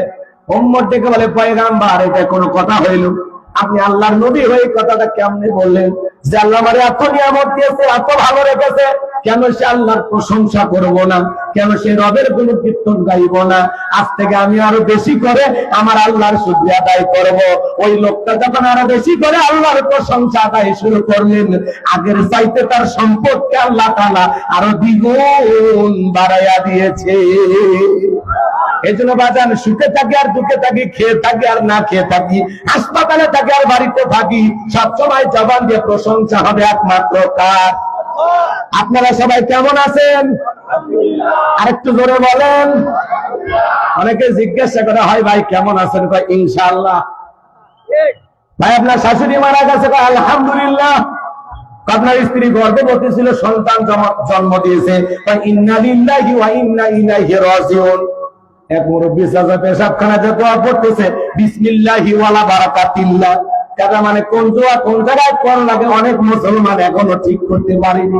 কথা কি বুঝতে পারছেন নাকি রাগ করলেন? এক মুয়াজ্জিন সাহেব রাস্তা দিয়ে একটা লোক হেঁটে যায় ওই গ্রামে, বলে ভাই কই যান? কয় কচা কাটায়। কেন? ওই গরু কেনার জন্য। তাহলে ইনশাআল্লাহ বলেন। কয় হুজুর এই জন্য তো আপনাদেরকে ভালো লাগে না। হাতে আছে গরু, পকেটে আছে টাকা, মাঝখানে ইনশাআল্লাহ কেন বলা লাগবে? হুজুর মনটা খারাপ করলেন, লোকটা চলে গেল। কচা কাটার হাতে যাই, এবার গরু ছাগল পছন্দ হয়ে গেছে, গরুটা পছন্দ হয়ে গেছে, পকেটে হাত দিয়ে টাকা বের করতে চায়, পকেট খালি লম্বা হয়। লক্ষণ ভালো না খারাপ? কথা কন না কেন? ছিনতাইকারী চোর টাকা কাস্তে করে সুযোগ বুঝে বেলের দিয়ে কাইটা কখন টাকা বের করে নিয়েছে ও নিজেও জানে না। এবার পকেটে হাত দেয়, পকেট খালি লম্বা হয়, ঢুকে দিল এই হাত, ওই দিয়ে বের হয়ে গেল। মনটা খারাপ করে চলে আসে। আসরে নামাজের পরে আবার হুজুরের সাথে দেখা, বলে ভাই গরু কই? ইনশাআল্লাহ টাকা চুরি হয়ে গেছে, ইনশাআল্লাহ গরু কেনা হয়নি, ইনশাআল্লাহ বাড়ির দিকে যাচ্ছি। হুজুর আবারও দেখা হবে ইনশাআল্লাহ। সেই ইনশাআল্লাহ বললেই সালাম পাতি হারানোর পরে আমরাও যখন বিপদে পড়ি, একটু অসুস্থ হয়ে যায়, তখন কোতে আর ডাকবে আল্লাহ মরণের আমারই আল্লাহ আল্লাহ। কথা কন না, তখন কোতে আর আল্লাহ ডাকে। আর আল্লাহ যখন দয়া করে একটু সুস্থতা দান করে, এমন ভাব ভঙ্গি নিয়ে চলাফেরা করে, মনে হয় কোন রোগ তারে স্পর্শই করেনি, ও কোনোদিন অসুস্থই হয়নি। কথা ঠিক না জাতি? যখন অসুস্থ থাকেন কারে ডাকবেন? আর সুস্থ হলে ভুলিয়ে যায়। এটাই তো সব আপনাকে। কিন্তু আসলে কি ভুলে যাওয়া না আরো বেশি করে শুকরিয়া আদায় করে যে আল্লাহ এত বড় রোগ থেকে তুমি আমারে বাঁচাইছো, আলহামদুলিল্লাহ আলহামদুলিল্লাহ। তোমার তুলনা হয় না, তুমি ডাক্তারের ডাক্তার। কথা বলে কই আল্লাহ শুকরিয়া আদায় করবে, তখন সুস্থ হয়ে কানতি এরকম লাগে গান শোনে। কত বড় হাইব্রিড শয়তান! রাগ করতেছেন আপনারা, করলেও আপত্তি নাই। আয়াত বুঝানোর জন্য যে কথাগুলো বলা দরকার, একটা আয়াত বুঝাইতে গেলে 2 ঘন্টা লাগে, সময় নাই, কষ্ট হচ্ছে আপনাদের। তাহলে এই প্রথম আয়াতে কি আপনারা বুঝতে পেরেছেন? সুখে দুঃখে প্রশংসা হবে কার? প্রশংসা আদায় করলে কার লাভ? কেন প্রশংসা আদায় করবো না? আল্লাহ আমাকে যা দিয়েছে আলহামদুলিল্লাহ, আমি আমার অবস্থানে থেকে খুশি। আমি হই না রিক্সা চালক, হই না ভ্যান চালক, হই না মাঠে ময়দানে কাজ করি, আলহামদুলিল্লাহ। আল্লাহ যে দেহটা সুস্থ রাখছে, ভালো রাখছে, চলতে পারি, ফিরতে পারি, আলহামদুলিল্লাহ। এই দুনিয়ার সম্পদ কি করবে? এ বাজার কেন আল্লাহ শুকরিয়া আদায় করবেন? ওই যে কিশোরগঞ্জে ওয়াজ করতে গেছিলাম একবার, এক লোক হাওয়াই মিঠা বিক্রি করতে গ্রামে গ্রামে, সেই লোককে আল্লাহ 150 বিঘা জমির মালিক বানাইছে। আপনি একটু হিসাব করে দেখেন, এক সময় আপনার কিছুই ছিল না, এখন আল্লাহ আপনাকে লক্ষ লক্ষ টাকা দিচ্ছে, জায়গা জমি কে দিছে ভাই? হ্যাঁ, একটু হিসাব করবেন না? এরকম লোক আপনাদের মাঝে আছে না নাই? 1 শতক জমি ছিল না, আজকে কয়েক বিঘা জমির মালিক কে বানাইছে? এক সময় পকেটে একটা টাকা ছিল না। মানুষের কথা কি বলবো? আমি যখন বিয়ে করি, বিয়ের পরের দিন শ্বশুর বাড়িতে মিষ্টি দই নিয়ে যাওয়ার পরে আমার পকেটে ছিল 7 টাকা, মাত্র 7 টাকা, বোঝেন না? এটা আমার জীবনের টাকা, আর কোনো টাকাই ছিল না। সেখান থেকে আল্লাহ তাআলা আজকে আমাকে অনেক কিছু দিয়েছে, আলহামদুলিল্লাহ। কে দিয়েছে ভাই? যারা বলেন না কে দিয়েছে? এরকম শুকরিয়া আদায় করবেন। আল্লাহ যা দিয়েছে, যতটুকু দিয়েছে, খেয়ে থাকলে আলহামদুলিল্লাহ, না খেয়ে থাকলে আলহামদুলিল্লাহ, সুস্থ থাকলে আলহামদুলিল্লাহ, অসুস্থ থাকলে আলহামদুলিল্লাহ, কি মার খাইলে আলহামদুলিল্লাহ। কষ্ট হচ্ছে আপনাদের? তাহলে সবসময় প্রশংসা হবে কার? তাহলে আপনারা সবাই কেমন আছেন? জোরে সে রেখে বুকের সবটুকু আবেগ আর ভালোবাসা নিয়ে জোরে বলবেন আলহামদুলিল্লাহ। আগামীকাল কি দেখা হতে পারে? তাহলে ইনশাল্লাহ ভবিষ্যতের জন্য ওয়াদা যখন দেবেন ইনশাল্লাহ বলবেন। কোন বান্দা যদি কোনো ওয়াদা দেওয়ার আগে, প্রতিশ্রুতি দেওয়ার আগে ইনশাল্লাহ বলে, আল্লাহ তাআলা বান্দার সেই কাজটাকে করার জন্য সহযোগিতা করবে, দান করবো ইনশাল্লাহ, ভালো কাজ করবো ইনশাল্লাহ, ওয়াদা দেব ইনশাল্লাহ। মনে থাকবে? কথা ক্লিয়ার? এরপরে আল্লাহ রাব্বুল আলামিন বলেন, লোকমান হাকিম শুধু মাঠে ময়দানে ওয়াজ নসিহত করতেন না, তার কলিজার টুকরা সন্তানদেরকে একত্রিত করে বলতেছেন, ওয়া ইযা ক্বালা লুকমানু লিবনিহি ওয়া হুয়া ইয়াইযুহু ইয়া বুনাইয়া লা তুশরিক বিল্লাহ ইন্নাশ শিরকা লাযুলমুন আযীম। আল্লাহ ডেকে বলেন, স্মরণ করো লোকমানে হাকিমের কথা। যখন লোকমানে হাকিম তার কলিজার টুকরা সন্তানদেরকে একত্রিত করে সুন্দর করে ওয়াজ করে বলতেছেন, ইয়া বুনাইয়া, হে আমার বৎস, হে আমার কলিজার টুকরা সন্তান, হে আমার হৃদয়ের স্পন্দন, লা তুশরিক বিল্লাহ, আল্লাহর সাথে কখনো কাউকে শরীক করা যাবে না। ইন্নাশ শিরকা লাযুলমুন আযীম, এই শিরক হলো সবচাইতে বড় জুলুম, সবচাইতে বড় অপরাধ, সব পাপের বড় পাপ। সন্তানকে আদর করে ডাকতেছি, ইয়া বুনাইয়া, হে আমার বৎস, হে আমার কলিজার টুকরা সন্তান। আপনি যখন ছেলেকে ডাকবেন কি বলেন? এ বল্টু, এদিকে আয়। আচ্ছা, ছেলের নাম কি বল্টু ডাকছো? হ্যাঁ, এগুলো কোনো নাম হইল? আজ পর্যন্ত কোনো মাহফিলে শুনছেন যে আপনাদের সামনে ওয়াজ করেন হযরত মাওলানা বল্টু সাহেব? এই বল্টুটা জীবনে কিছু করতে পারে? আপনি পিতা হিসেবে আপনার অনেকগুলো দায়িত্ব আছে। সন্তান আপনার কাছে কয়টি হক পায় আপনি কি জানেন? আপনার সন্তান আপনার কাছে কয়টি হক পায় বলেন? আপনার সন্তান আপনার কাছে হক পাবে 12টি। জোরে বলেন কয়টি? ওই ওয়াজ করব, সময় কই আপনার হাতে? অস্থির হয়ে গেছেন আপনি। আমার কথা শোনেন বাজা, সন্তান জন্মগ্রহণ করার সাথে সাথে 1 নাম্বার হক হলো সেলফি একটা তুলে ফেসবুকে পোস্ট করা। হ্যাঁ, অনেক কষ্টের পরে বাবা হইলাম, এরপরে ছেলের মামা থাকলে মামা হইলাম, ফেসবুকে লিখবে চাচ্চু হইলাম। তা কি কর? যে মহিলা বাচ্চা ডেলিভারি করে, ও হাসপাতালে ক্লিনিকে ওই অবস্থায় থাকা অবস্থায় কোনো মতে একটু পরিষ্কার করে একটা ক্লিক করে সেলফি তুলে ওই মহিলার আইডি থাকলে সেও পোস্ট করে। অনেক কষ্টের পরে মা হওয়ার স্বাদ বুঝলাম। কি বলেন? এরকম আছে না নাই? আচ্ছা, মুসলমান হিসেবে বলেন তো, সন্তান জন্মগ্রহণ করার সাথে সাথে কি সেলফি তুলে ফেসবুকে দেওয়া? সন্তান জন্মগ্রহণ করার সাথে সাথে 1 নাম্বার দায়িত্ব তার কানে আযান দেওয়া, ছেলে হোক আর মেয়ে হোক। কথা কয় না কেন? ছেলে হোক আর মেয়ে হোক, প্রথম দায়িত্ব কানে আযান দেওয়া। আর সেলফি তোলার ঠেলায় 3 দিন পরে মনে হয় ও আযানই না দেওয়া হয়। আছে না নাই? 2 নাম্বার হলো তাহরিক করা। মিষ্টি দ্রব্য কোনো কিছু একজন আলেম বা ভালো মানুষের কাছে নিয়ে যা, সে একটু জিহ্বা দিয়ে হালকা চিবাইয়া দেবে, আপনার সন্তানের জিহ্বার ভিতরে লাগাইয়া দিবে, এর নাম হলো তাহরিক করা। 3 নাম্বার দায়িত্ব হলো সপ্তম দিনের মধ্যে সন্তানের আকিকা দিয়ে সুন্দর একটা নাম রাখা। নাট বল্টু, স্ক্রু, টায়ার, ফায়ার, বুলেট, বিদ্যুৎ, বাবু, কাবুনা। কথা কর না কেন? এগুলো নামের সাইজ হলো হাসি খুশি, চুমকি, সুইটি, বিউটি, শয়তান করে ডিউটি। হাইরে নামের সাইজ আছে না নাই? মুসলমান হিসাবে সুন্দর নাম রাখবেন। অনেকে আমাদেরকে বলছে, বলে হুজুর ছেলে একটা হয়েছে সুন্দর নাম বলেন। আমরা বলি আল্লাহর কাছে 2টা নাম প্রিয়, একটা আব্দুল্লাহ আর একটা আব্দুর রহমান। বলে হুজুর দাদার নাম আব্দুল্লাহ আর চাচার নাম আব্দুর রহমান, নামের মধ্যে কেন জানি চাচার দাদা দাদা ভাব, এগুলো নাম চলবে না। আপডেট কিছু বলেন, নাম খুঁজে পাই না, তখন তাকে সনি, জনি, রনি, বনি, পমি, অপু, লিপু, দীপু, বিলু, টিলু, দিলু। কথা কর না যায়? নামের সাইজ কি কয়? লিপু, দীপু। কথা কন চাচা? 2 অক্ষরে নাম খোঁজে, নাম হলো বুলু। বুলু বুলু এগুলো নাম হইল? মুসলিম হিসাবে আপনার দায়িত্ব আপনার সন্তানের একটা সুন্দর নাম রাখা, ইসলামিক নাম রাখা, যে নামের একটা সুন্দর অর্থ থাকবে। কথা ক্লিয়ার না ভেজাল আছে? সময় না, এদিকে যাইতে পারলাম না, কষ্ট হচ্ছে। এরপরে 4 নম্বরের দায়িত্ব সন্তানকে দ্বীন ইলম শিক্ষা দেওয়া, কোরআন সুন্নাহ শিক্ষা দেওয়া, কোরআন হাদিসের জ্ঞান শিক্ষা দেওয়া। সন্তান কথাই বলতে পারে না, তাই বলো বাবা এ বি সি ডি আছে না? বাবা চলে যাচ্ছে, কই যাও বাবাকে টাটা দাও। ছেলে মেয়ে আবার বাবাকে টাটা দিচ্ছে, টাটা টাটা।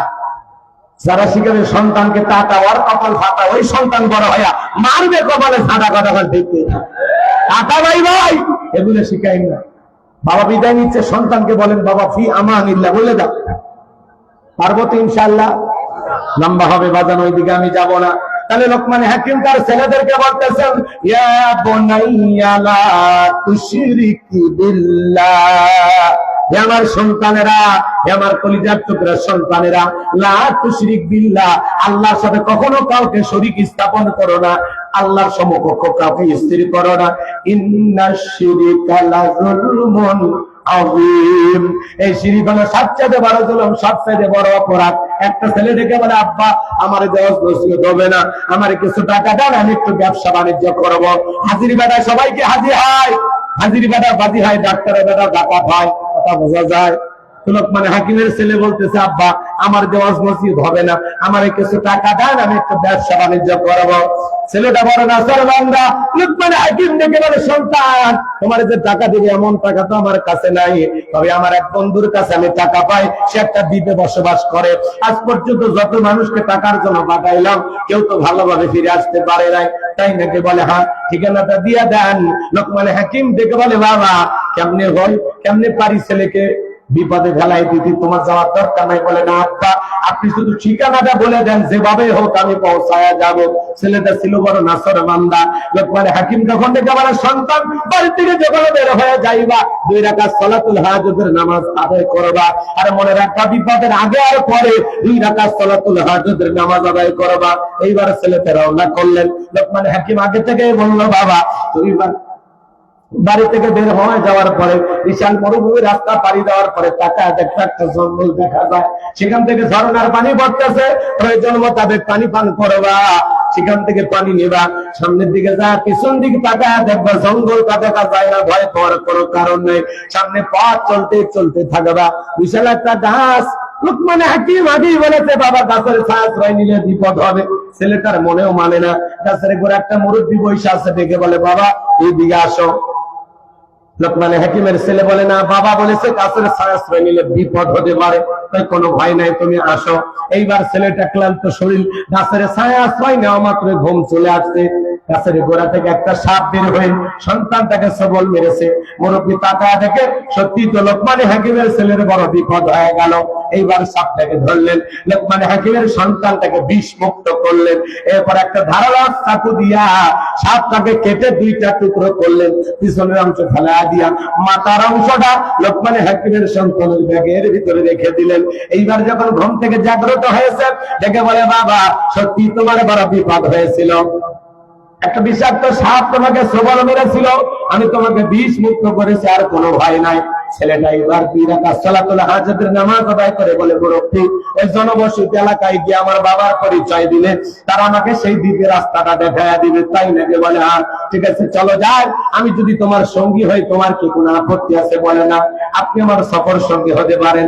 এইবার মুরব্বীকে সঙ্গে নিয়ে ওই জনবসতি এলাকায় যায়, যখন পরিচয় দিয়েছেন আমি লোকমান হাকিমের সন্তান, আগে থেকে তার বাবার একটা সুনাম সুখ্যাতি পরিচিতি ছিল, এই কারণে সবাই ভালোবাসা দেখাইতে লাগলেন।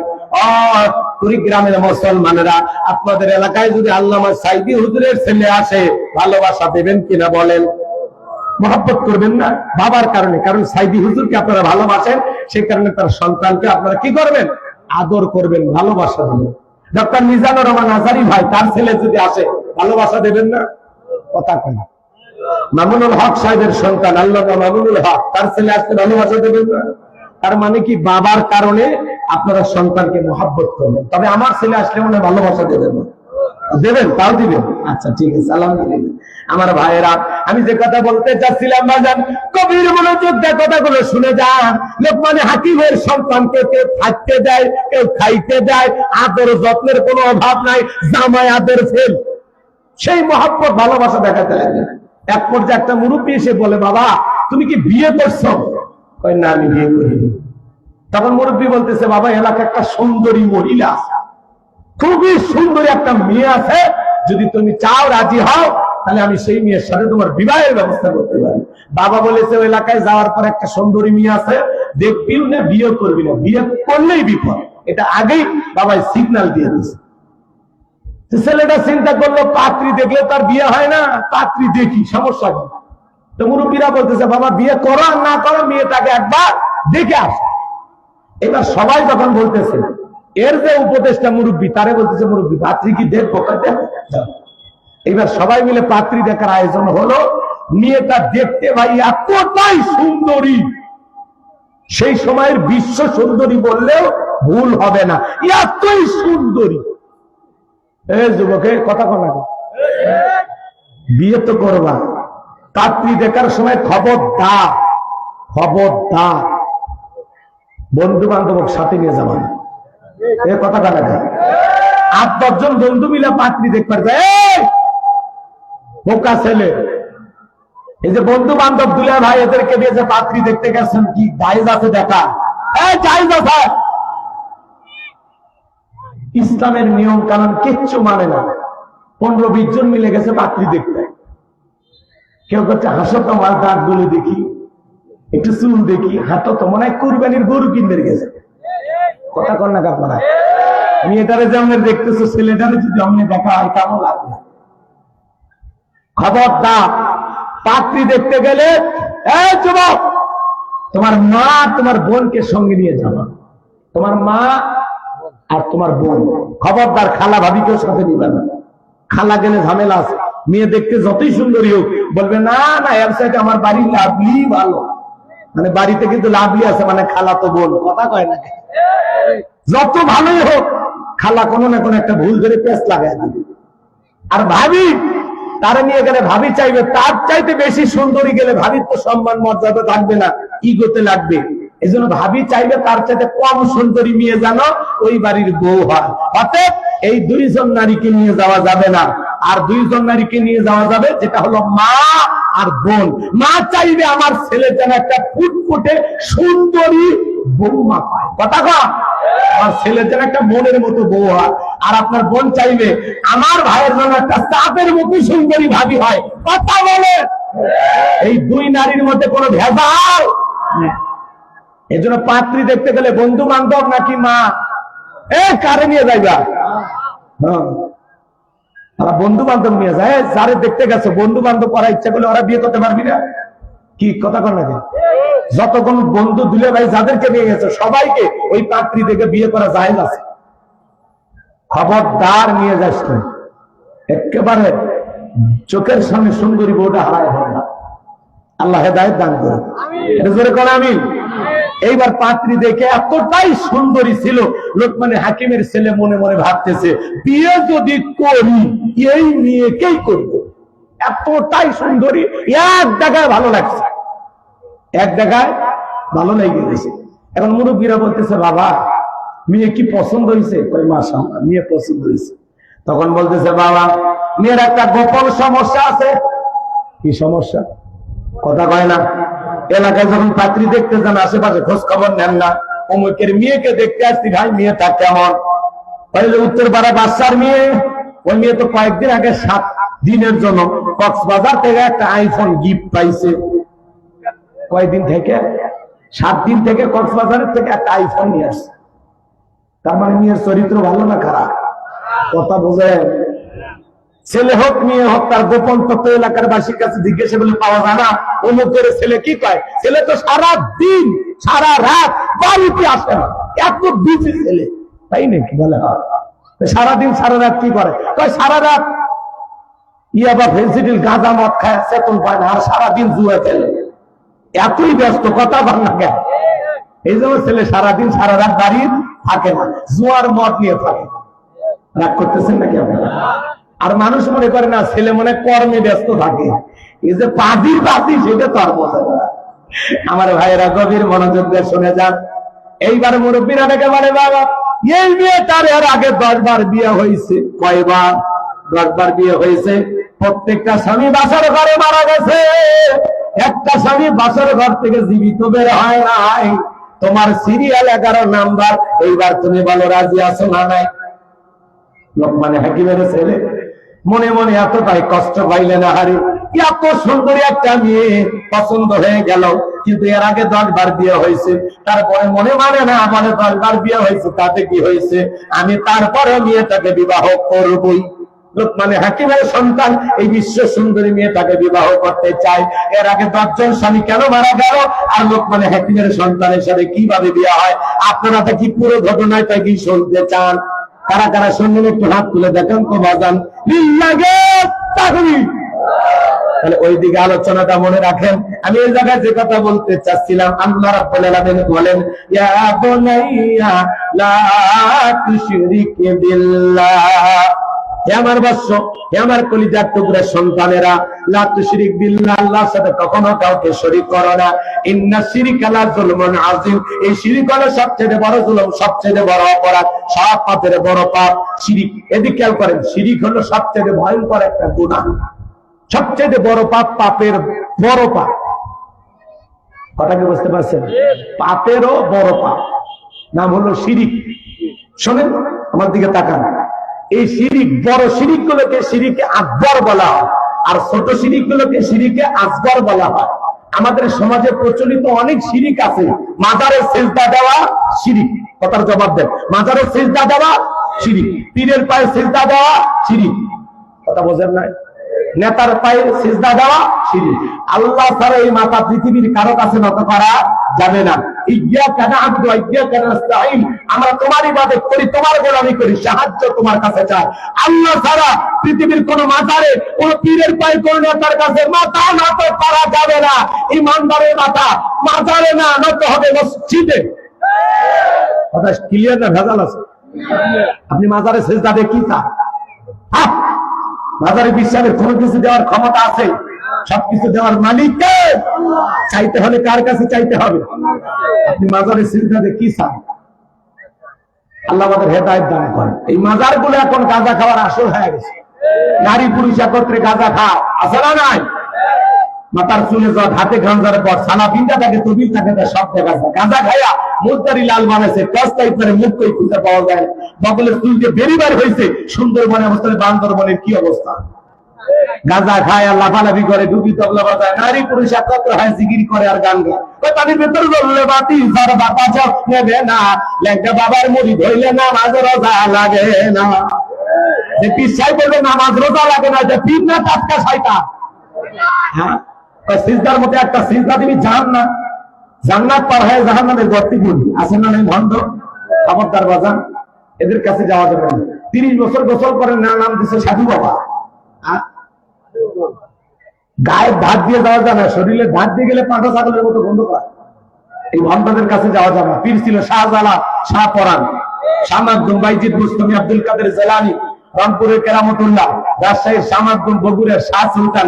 বড় বড় আল্লাহওয়ালাদের কারণে এদেশে ইসলামের প্রচার প্রসার হয়েছে। আল্লাহওয়ালা খুবই ভালো জিনিস, কিন্তু এখন অধিকাংশ আল্লাহওয়ালার নামে ভণ্ড বের হয়েছে, ভণ্ড। হ্যাঁ, এই জন্য যাত্রার কাছে যাওয়া যাবে না। শাহজালাল খানকায় পীর আসমাদেবী নারাল তাকবীর হুঙ্কার দিয়েছেন, গৌরগোবিন্দ ধুতি খুলে পালাইছে। কথা বলে ঠিক না? এরপরে শোনান, টিয়া পাখির কাছে যে ভাগ্য গণনা করে, কবিরাজের কাছে যে ভাগ্য গণনা করে, আছে না না? কবিরাজ ভাগ্য গণনা করে। শনিবার আর মঙ্গলবার আপনাদের এলাকা আছে কিনা? আমাদের গোবিন্দাগঞ্জে আছে। কোথায় বুঝছেন? কবিরাজের কাছে একজন গেছে, কবিরাজ এক মহিলার হাত থেকে বলতেছে, তোমার স্বামী তো তোমার ভালোবাসে না, কারণ ওর আর একটা নারীর সাথে সম্পর্ক আছে। তোমাদের পুকুর ঘাটে তাবিজ পোতা আছে, তোমার বালিশের নিচে তাবিজ আছে, যা ইচ্ছা তাই বলে দিচ্ছে। বুঝতে পারছেন? ওই মহিলা বাড়িতে এসে মাজায় কাপড় বাঁধে স্বামীর কাছে এমন ভাবে ঝগড়া রাখছে, মানে লোক কি খুলে ফেলে, এমন ঝগড়া রে বাবা। স্বামী খালি বলতেছে, তোর দুটো পা ধরি বলি কবিরাজের ঠিকানাটা দিয়ে। জীবনে কোনোদিন ঝগড়া করবে না, কথা দিলাম, খালি কবিরাজের ঠিকানাটা দিয়ে।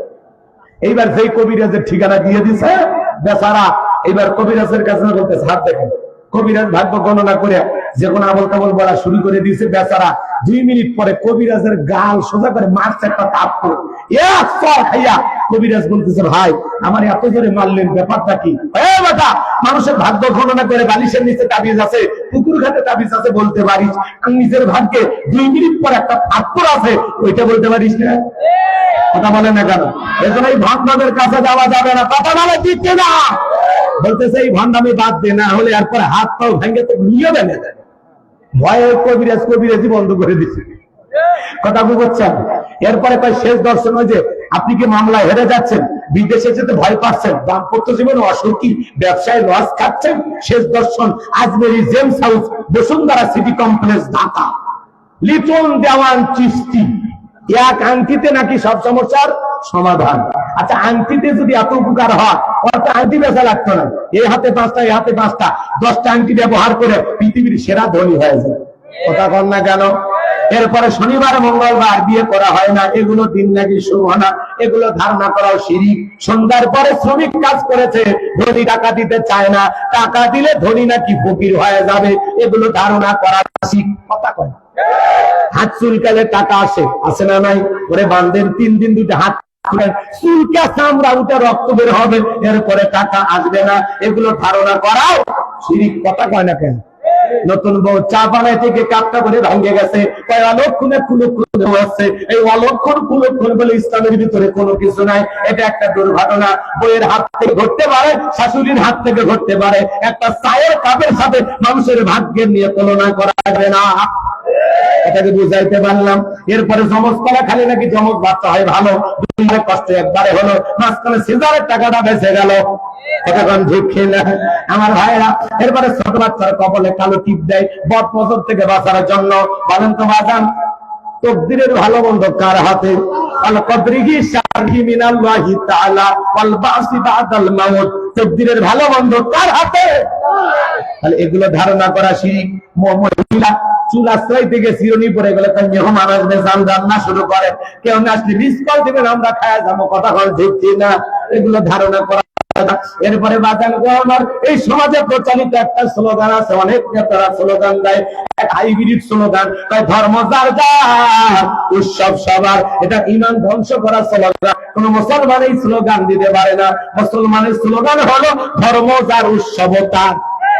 হিন্দুদের উৎসব হিন্দুদের কাছে, বৌদ্ধদের উৎসব বৌদ্ধদের কাছে, খ্রিস্টানদের উৎসব খ্রিস্টানদের কাছে, আর মুসলমানের উৎসব সবার কাছে। চাইলে মুসলমানের উৎসবে অমুসলিমেরা দেখে আকর্ষিত হয়ে মুসলমান হতে পারে, কিন্তু আপনি মুসলমান হিন্দুদের দুর্গা পূজায় যেতে পারবেন না। দুর্গা পূজায় যাওয়া যায় না, হারাম। মুসলমান এত হিন্দুদের পূজায় যায়, হিন্দুরা আফসোস করে বলে, হুজুর এত মুসলমান পূজার মেলা ভিড় করছে, মারে শান্তি দিতে পারলাম না। কথা কন নাকি আপনারা? আপনি মুসলমান হাজি মানুষ, আপনি নামাজ পড়েন, বউ বাচ্চা নিয়ে বোরকা পরে হুন্ডা করে বউ বাচ্চা নিয়ে যাচ্ছেন, আছে না? না দেখেন আপনাদের এলাকায় নাই এরকম? বউ বাচ্চা বান্ধবী অমুসলিমদের মেলায় যায়। বলেন তো মুসলমান হিসেবে দুর্গা পূজার মেলায় যাওয়া যায় তাহারা? আপনাদের ঈদের নামাজে তারা আসে, জুমার নামাজে আসে, লাইলাতুল বরাতে আসে, লাইলাতুল কদরে আসে, জানাজায় আসে। আপনাদের এলাকার কোনদিন কোন অমুসলিম জুমায় আসলো না, জানাজায় আসলো না, ঈদের নামাজে আসলো না, সবে বরাতে আসলো না, সবে কদরে আসলো না, আর আপনি মুসলমান হয়ে কেন মুসলিমদের দুর্গা পূজায় যান? তার মানে ওদের চাইতে আপনার লজ্জা কম, লজ্জা কম, লজ্জা। যেখানে আল্লাহর সাথে প্রকাশ হচ্ছে সেখানে কোন মুসলমান যাইতে পারে? ধরে বলেন চাইতে পারে? রাসূল আকরাম সাল্লাল্লাহু আলাইহি সাল্লাম সাহাবীদেরকে বলতেছেন, আমার সাহাবীরা, একজন ব্যক্তি একটা মাছি মেরে জাহান্নামে চলে গেল, আর একজন ব্যক্তি একটা মাছি না মেরে জান্নাতে চলে গেল। সুবহানাল্লাহ। আমার ভাইয়েরা, সাহাবীরা বললেন, নবী ঘটনাটা খুলে বলেন, আমরা বুঝতে পারি নাই। আল্লাহ রাসূল তখন বললেন, শোনো, এক দেশে এক জালেম বাদশা ছিল। এই জালেম বাদশা রাস্তার মোড়ে মোড়ে প্রতিমা রাখছে। ওই বাদশার নিয়ম হলো, যত মানুষ রাস্তাতে হেঁটে যাবে প্রতিমার নামে কিছু না কিছু দিয়ে যাওয়া লাগবে। একজন ইমানদার এই রাস্তাতে হেঁটে যায়, জালেম বাদশার লোকেরা ডেকে বলে, প্রতিমার নামে কিছু না কিছু দাও। ইমানদার ডেকে বলে, ভাই দেওয়ার মতো তো আমার কাছে তেমন কিছু নাই। এইবার জালেম বাদশার লোকেরা ডেকে বলে, শোনো, ওই যে প্রতিমার নাকে ডোকায় মাছি পড়ে আছে, ওখান থেকে একটা মাছি মেরে চলে যাও। ইমানদার চিন্তা করলো, একটা মাছি মারলে কি এমন অপরাধ হবে? একটা মাছি মেরে লোকটা নিরাপদে চলে গেল। কিছুদিন পরে আর একজন ইমানদার হেঁটে যায়, জালেম বাদশার লোকেরা ডেকে বলে, প্রতিমার নামে কিছু না কিছু দাও। ইমানদার দেখে বলে না ভাই আমি একজন মুসলমান, প্রতিমার নামে কোনো কিছু দেওয়া আমার জন্য শিরিক, এটা আমি করতে পারবো না। জালেম বাদশার লোকেরা ডেকে বলে শোনো, দেওয়ার মতো কিছুই যদি না থাকে, কয়েকদিন আগে তোমার মতো একজন মুসলমান এই রাস্তা দিয়ে হেঁটে গেছে, তারে মাসি মারার একটা সুযোগ দিয়েছিলাম, ওই একই সুযোগ আমরা তোমাকেও দিলাম। ওই যে প্রতিমার নাকের ডোকে মাসি পড়ে আছে, ওখান থেকে মাসি মেরে চলে যাও। ইমানদার ডেকে বলে ভাই মাসি মারার মতো সামান্য সিঁড়ি আমি ইমানদার করতে পারবো না। জালেম বাদশার লোকেরা ডেকে বলে শোনো, তাহলে বাদশার নিয়ম অনুযায়ী এই প্রতিমার নামে কিছু দেওয়া লাগবে, না হলে এক কোপে দেহ থেকে কান্নাটা ফেলে দেব। ইমানদার থেকে বলে আল্লাহ দিতে রাজি, আল্লাহ দিতে রাজি নাই। আল্লাহু আকবার। বাদশার লোকেরা ডেকে বলে শেষবারের মতো বলতেছি, ওই প্রতিমার নামে একটা মাসি মারবা, না হলে এক কোপে দেহ থেকে কাল্লা ফেলে দিব। ইমানদার থেকে বলে শেষবারে কেন, 1000 বার কোটিবার আমাকে বলতে বলো, ওই একই উত্তর আসবে, আমি কাল্লা দিতে রাজি, আমি আল্লাহ দিতে রাজি নাই। এইবার জালেম বাদশার লোকেরা এক কোপে দেহ থেকে কাল্লাটা ফেলা দিলেন। ওই কেটে যাওয়া কাল্লা থেকে আওয়াজ আসতেছে, জালেম বাদশারা শুনে রাখ, শুনে রাখ, জেনে রাখ, আমি কাল্লা দিয়ে গেলাম তবু শিরকির সামনে মাথা নত করি নাই। আল্লাহু আকবার বলেন। আমার নবী বলেন আমার সাহাবীরা, যে ব্যক্তি মাসি মেরে নিরাপদে চলে গেল, ও মাসি মেরে নিরাপদে যায় নাই, ও মাসি মেরে নিজেকে জাহান্নামে নিয়ে গেল। আর যে মাসি না মেরে কাল্লা দিয়ে গেল, সে রক্তের সাগরে ভাসতে ভাসতে আল্লাহর জান্নাতে পৌঁছে গেল। তাহলে মাসি মারার মতো সামান্য শিরিক করা যাবে না। আর যেখানে প্রতিমা বানাইয়া প্রকাশ আল্লাহর সাথে শিরিক করা হয়, সেখানে মুসলমান যাইতে পারে না। আর আপনি বউ বাচ্চাকে মোটর সাইকেল নিয়ে মেলায় যাইতেছেন আর গান গাইতেছেন, মেলায় যাইবে, মেলায় যাইবে, কথা কন না কেন? আপনি মুসলমান। অমুসলিমদের যদি মুসলমান কোন এলাকার সরকার থাকে, রাষ্ট্রের দায়িত্বে থাকে, মুসলমানের দায়িত্ব অমুসলিমদের নিরাপত্তা নিশ্চিত করা, তাদের চিকিৎসা, খাদ্য, বাসস্থান যা দরকার মুসলমান তাদেরকে দিয়ে দেবে। কিন্তু মুসলমান কখনো তাদের সুরে সুর মিলায় বলবে না তোমারও ধর্ম যা আমারও ধর্ম তাই, খালি পার্থক্য আমি আল্লাহ বলি তুমি ভগবান বলো, কথা কর না কেন? ধর্মের সাথে তাল গোল মিলানো যাবে না। পরিষ্কার, যেখানে প্রতিমা বানাইয়া আল্লাহর সাথে সরাসরি শিরিক করা হচ্ছে, এই অনুষ্ঠানে মুসলমান যাইতে পারে না, পারে না, পারে না। অমুসলিমদের নিরাপত্তা দিলেন যাতে তারা নিরাপদ ভাবে বসবাস করতে পারে।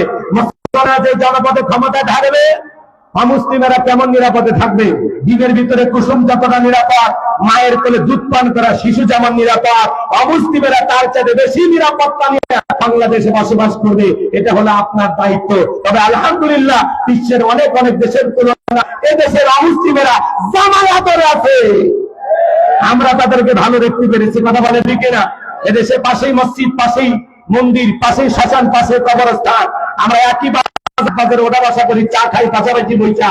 অমুসলিম আর মুসলমানের মধ্যে আমাদের কোনো দ্বন্দ্ব নাই, মারামারি নাই। পৃথিবীর সবচাইতে ভাতৃত্বপূর্ণ ভালোবাসাপূর্ণ যেই দেশ, সেই দেশের নাম হলো বাংলাদেশ। আমরা কোন অমুসলিমকে কটাক্ষ করি না। অমুসলিমের রক্ত লাগলে আপনি রক্ত দিবেন, টাকা লাগলে টাকা দেবেন। অমুসলিমের মেয়ের বিয়ে হয় না, বিয়ে দিয়ে দেবেন, কথা কার?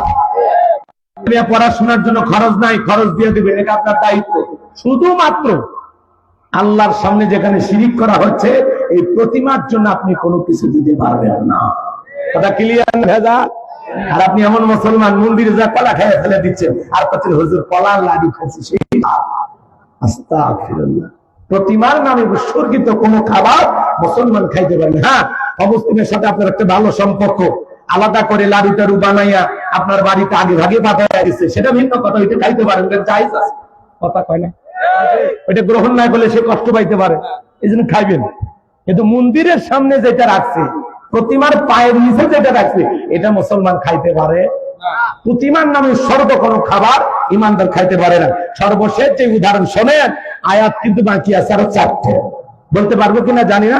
তবে আমরা যেহেতু আজান হচ্ছে মনে না, হয়ে গেছে আলহামদুলিল্লাহ, আমি আপনাদের কাছে আর 20-22 মিনিট চাই।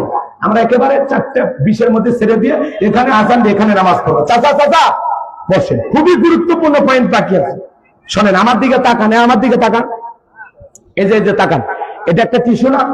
মনে করেন এটা একটা খাবারের প্লেট। আপনার একটা ভিআইপি মেহমান কুড়িগ্রাম থেকে এই কচা কাটা এই গ্রামে আসবে, এই ছেলে বসো, শোনো, বড় হয়ে ওয়াজ করা লাগবে না, শেখো, আমি মরে যাব, এই ওয়াজই করবা, এই ওয়াজই করবা। দেখো মানুষ পাগল হ্যাঁ শুনবে, শুনে এই খাবারের প্লেটটা সকাল থেকে আপনার বিবি রান্না করছে, এবার খাবারের প্লেট সাজাইছেন, গরু গোস্ত, মুরগির গোস্ত, যা যা আছে, রুই মাছ, কাতলা মাছ সব যে সাজাইছে। ছেলেটারে বড় বেশি ভালোবাসছে, ছোট্ট ছেলের সামান্য একটু পাতলা পায়খানা প্লেটের এক কোনায় দিছে, দিয়া এবার মেহমানের সামনে প্লেট দিছে। মেহমানের সামনে খাবারের পরিস্থিতি চলতেছে, ভাই এটা কিসের গোস্ত? গরু, এটা ছাগল, এটা ভেড়া, এটা হরিণ, অনেক কষ্ট করে সংগ্রহ করছে আপনার জন্য, তাই নাকি? বলা 32 প্রকারের গোস্ত হালাল সব দিছে, এখানে ঘুঘু যা আছে, বকটক যা আছে সব দিয়ে দিচ্ছেন। আচ্ছা ভাই এটা কি? বলতেছে বল মাছ, এটা রুই মাছ, এটা কাতলা মাছ, এটা চিংড়ি মাছ, মাছ যত আছে 350 প্রকারের মাছ হালাল সব দিয়ে দিয়েছেন। বাপ রে বাপ, এত কিছু দেওয়ার পরে তখন পরিচিতি চলতে চলতে বলতেছে ভাই এটা কি? তখন বলতেছে ভাই সবই যখন দিলাম, ছোট ছেলেটাকে ভালোবাসি, আর সামান্য একটু পাতলা পায়খানা প্লেটের কোনায় দিছি, আপনি খেয়ে নেন। পৃথিবীর কোন গেস্ট, কোন মেহমান এই খাবার খাবেন না। প্লেটে যতই দামি খাবার খাক, পিটালেও খাবেন, টাকা দিলেও খাইবেন, খাইবেন না। সামান্য পায়খানা লেগে থাকার কারণে প্লেটে এত দামি খাবার, তারপরে পৃথিবীর কোন গেস্ট, কোন মেহমান যেমন খাবার খাবে না। আপনার আমল নামার একটা প্লেট আছে, এই প্লেটে নামাজ আছে, রোজা আছে, হজ আছে, যাকাত আছে, দান খয়রাত আছে, ভালো ভালো আমল দিয়ে প্লেটটা সাজানো আছে, কিন্তু সামান্য যদি শিরিক মিশ্রিত থাকে, ওই শিরিক মিশ্রিত কোন আমল, ইবাদত আল্লাহর দরবারে কবুল হবে না। ওই শিরিক থাকার কারণে আপনার সমস্ত ভালো আমলগুলোকে আল্লাহ বরবাদ করে দেবে। এজন্য আমলের মধ্যে শিরিক ঢুকানো যাবে, শিরিক মুক্ত আমল করতে হবে, শিরিক মুক্ত ঈমান আনতে হবে। কথা বলে আমার কথা কি, আলোচনা কি আপনারা এই আয়াতটা বুঝেছেন? আমরা কি শিরিক করব? কিছু বলবেন? শিরিক করবেন? সন্তানদেরকে ওয়াজ করা লাগবে, বাবা শিরিক করা যাবে না, মেলায় যাইতে বায়না করে নিয়ে যাওয়া যাবে না, অন্য জায়গায় নিয়ে যাবে, ঠিক আছে তো ইনশাআল্লাহ আমার ভাইয়েরা?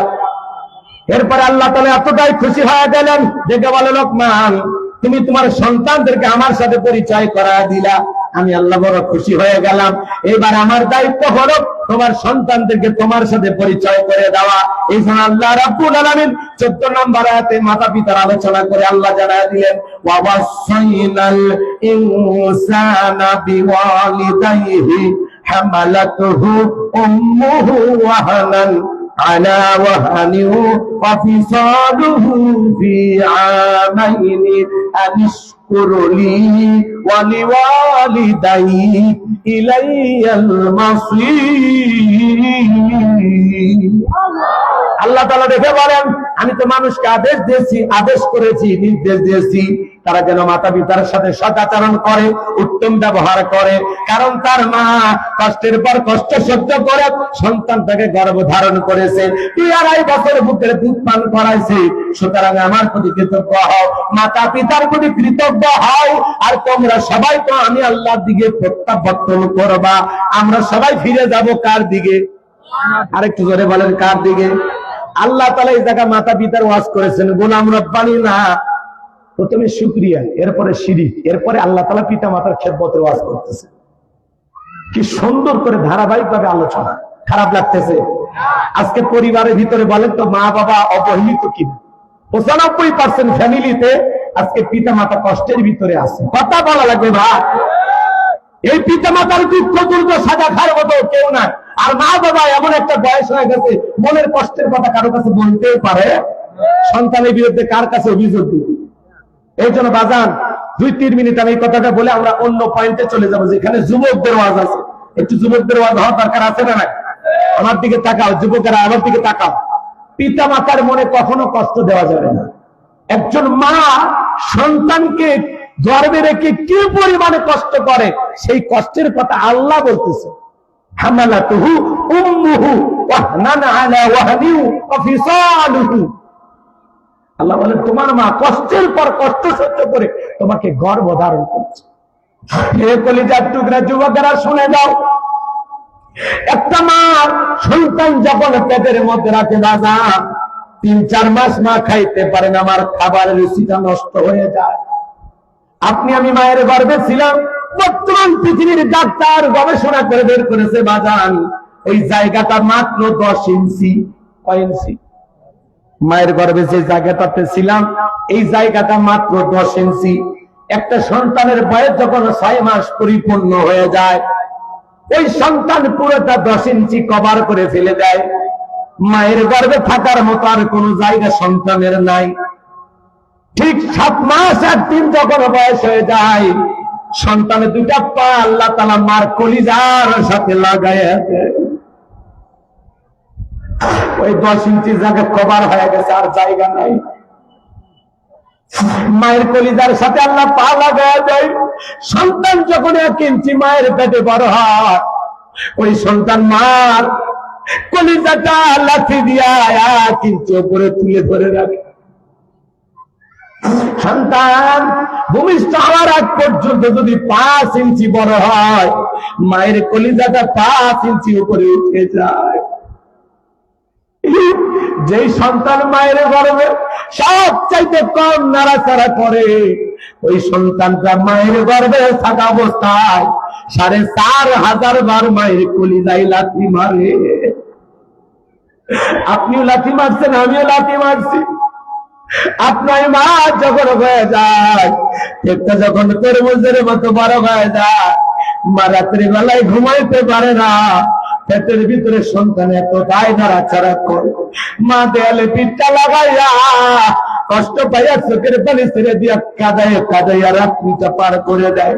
যে মা সন্তান পেটের মধ্যে নিয়ে রাতের বেলায় ঘুমাইতে পারে না, সারা রাত জায়গার নফল নামাজ পড়ে যে সব হয় মায়ের আমল নামায় আমার আল্লাহ সেই সব লিখে দেয়। ডেলিভারির সময় যখন চলে আসে গভীর নিশীথে মা বাবার 2টা পা জড়ায় কান্দে।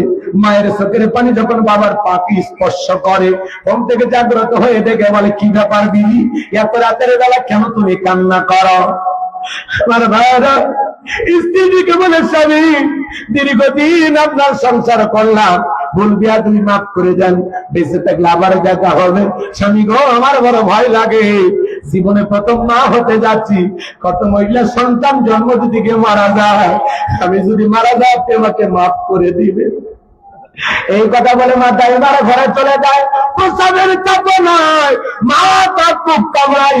যেদিন সন্তান পৃথিবীর জমিনে ভূমিষ্ঠ হবে বর্তমান পৃথিবীর ডাক্তার গবেষণা করে বলেছে বাজান সন্তান ওই দিন মাকে সবচাইতে বড় 3টা লাথি মারে। 3টা লাথি এত জোরে মারে প্রচুর চাতুরা বেটা কি যে করত দুনিয়ার মা তারা কেউ বুঝবে। নবীর এক সাহাবী মাকে কাঁধে ধরে না খানায় কাবা তওয়াফ করে। আল্লাহ রাসূল বলে, সাহাবী কাঁধে কে? বলে, হুজুর আমার মা। নবী বলে, সাহাবী বড় ভালো কাজ করতেছো, মায়ের সেবা করা ওই নবীর কিসমতে হয় না। সাহাবী ডেকে বলে, হুজুর আমি যখন মায়ের কে নিয়ে খানায় কাবা তওয়াফ করলাম আমি আমার মায়ের হক আদায় করতে পেরেছি।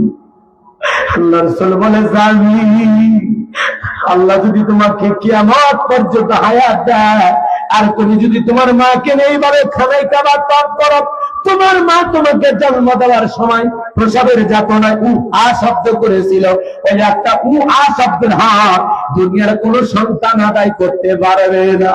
এজন্য নবীজি বলেন, ও মা জান্নাতুকা ওয়া নারুকা, তোমার পিতা মাতায় তোমার দেশ, তোমার পিতা মাতায় তোমার দোজখ। পিতা মাতা খুশি, আরশের মালিক আল্লাহ খুশি। পিতা মাতা বেজার, আরশের মালিক আল্লাহ বেজার। এক পরিচার টুকরা যুবকেরা শুনে নাও, জেনে নাও, পিতা মাতা হলো পৃথিবীর সন্তানদের সবচাইতে বড় পীর। আমি হুজুর পানিতে ফু দিলে দোয়া করলে কাজ হইতেও পারে না হইতেও পারে, কিন্তু তোমার মা বাবা যদি পানিতে ফু দেয় বেশি কাজ হবে।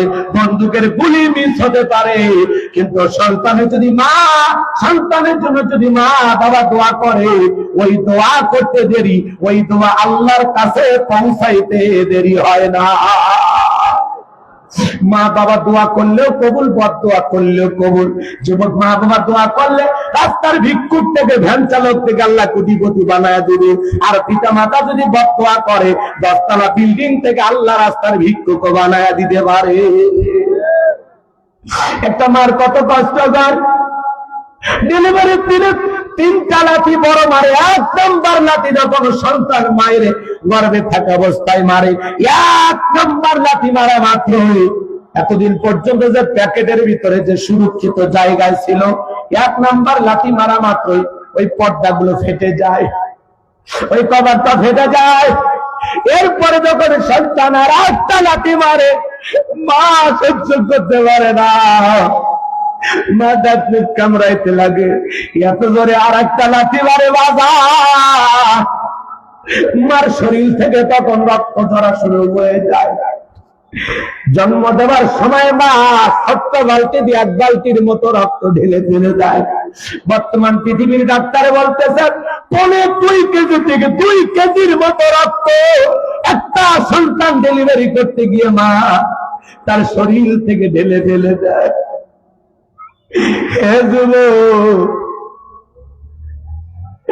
এরপরে মা দুঃখিনী যখন সন্তানটা দুনিয়াতে ভূমিষ্ঠ করে, এতটা লাথি মেরে সন্তান যখন দুনিয়ার বুকে আসে, কত মা জ্ঞান হারায় ফেলে, কত মা ওই লাথিটা সহ্য করতে না পেরে দুনিয়ার জমিন থেকে বিদায় নিয়ে চলে যায়।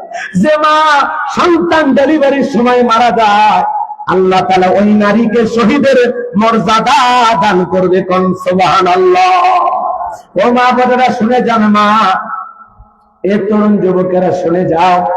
এরপরে যখন সন্তানটা পরিবার জমিনে ভূমিষ্ঠ হয়, মা যখন অজ্ঞান হয়ে পড়ে থাকে, ওই সন্তান যত দ্রুত ও মা ও মা ও মা করে ডাক দেয়, ও মা করে কান্নাকাটি করে, ওই কান্নার আওয়াজ যত দ্রুত মায়ের কানে পৌঁছাবে, অতি দ্রুত মা তাড়াতাড়ি সুস্থ হয়ে যাবে।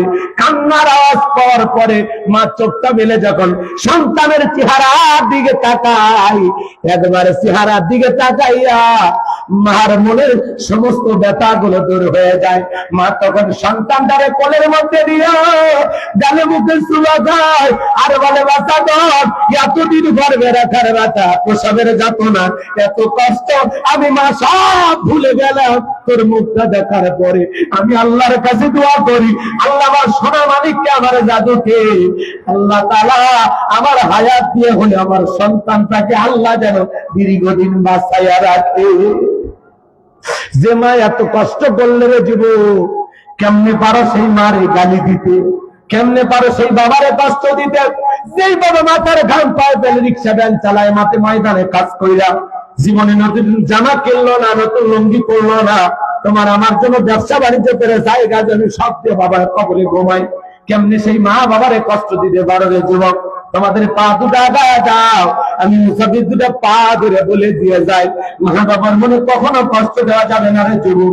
পিতা মাতা খুঁজি, আরেকের মালিক আল্লাহ বুঝি, মা বাবার মনে কষ্ট দেওয়া যাবে না। পিতা মাতার খেদমত করে তাদের দোয়া নিয়ে কারা কারা জান্নাতে যেতে চান, দুই হাত তুলে আল্লাহকে দেখা।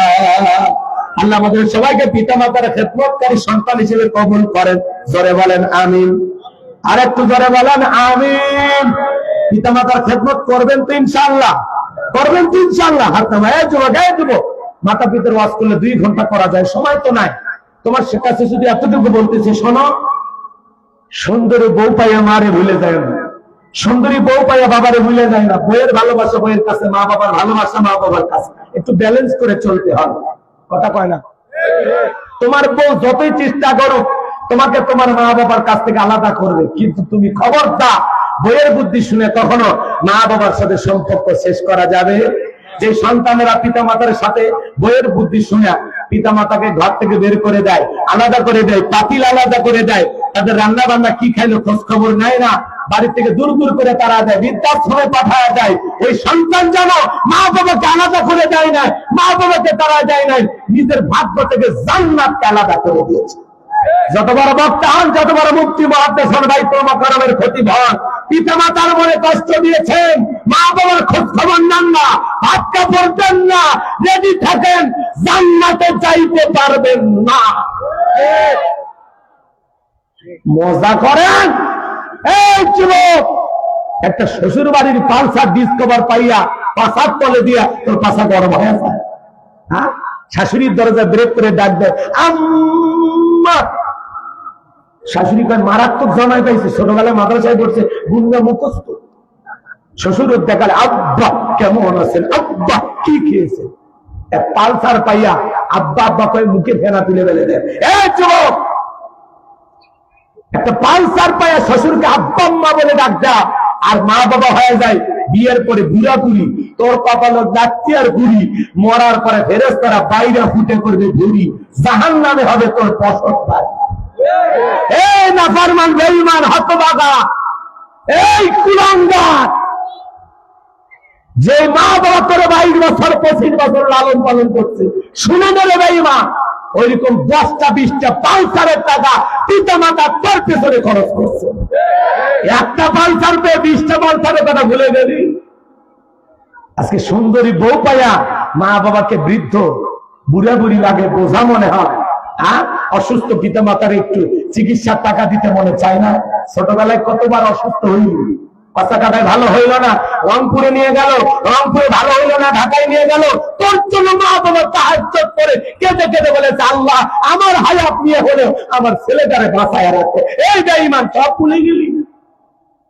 পিতা মাতার ঋণ শোধ হবে না রে যুবক। এই পায়ে তোমার আমার দেহের বস্তু কাইটা, চামড়া কাইটা মা বাবার স্যান্ডেল বানায় দিলেও পিতা মাতার ঋণ শোধ হবে না। কথা বলেন ঠিক কিনা? যুবক, মা বাবার মনে কষ্ট দেওয়া যাবে না। কথা বলে না কেন?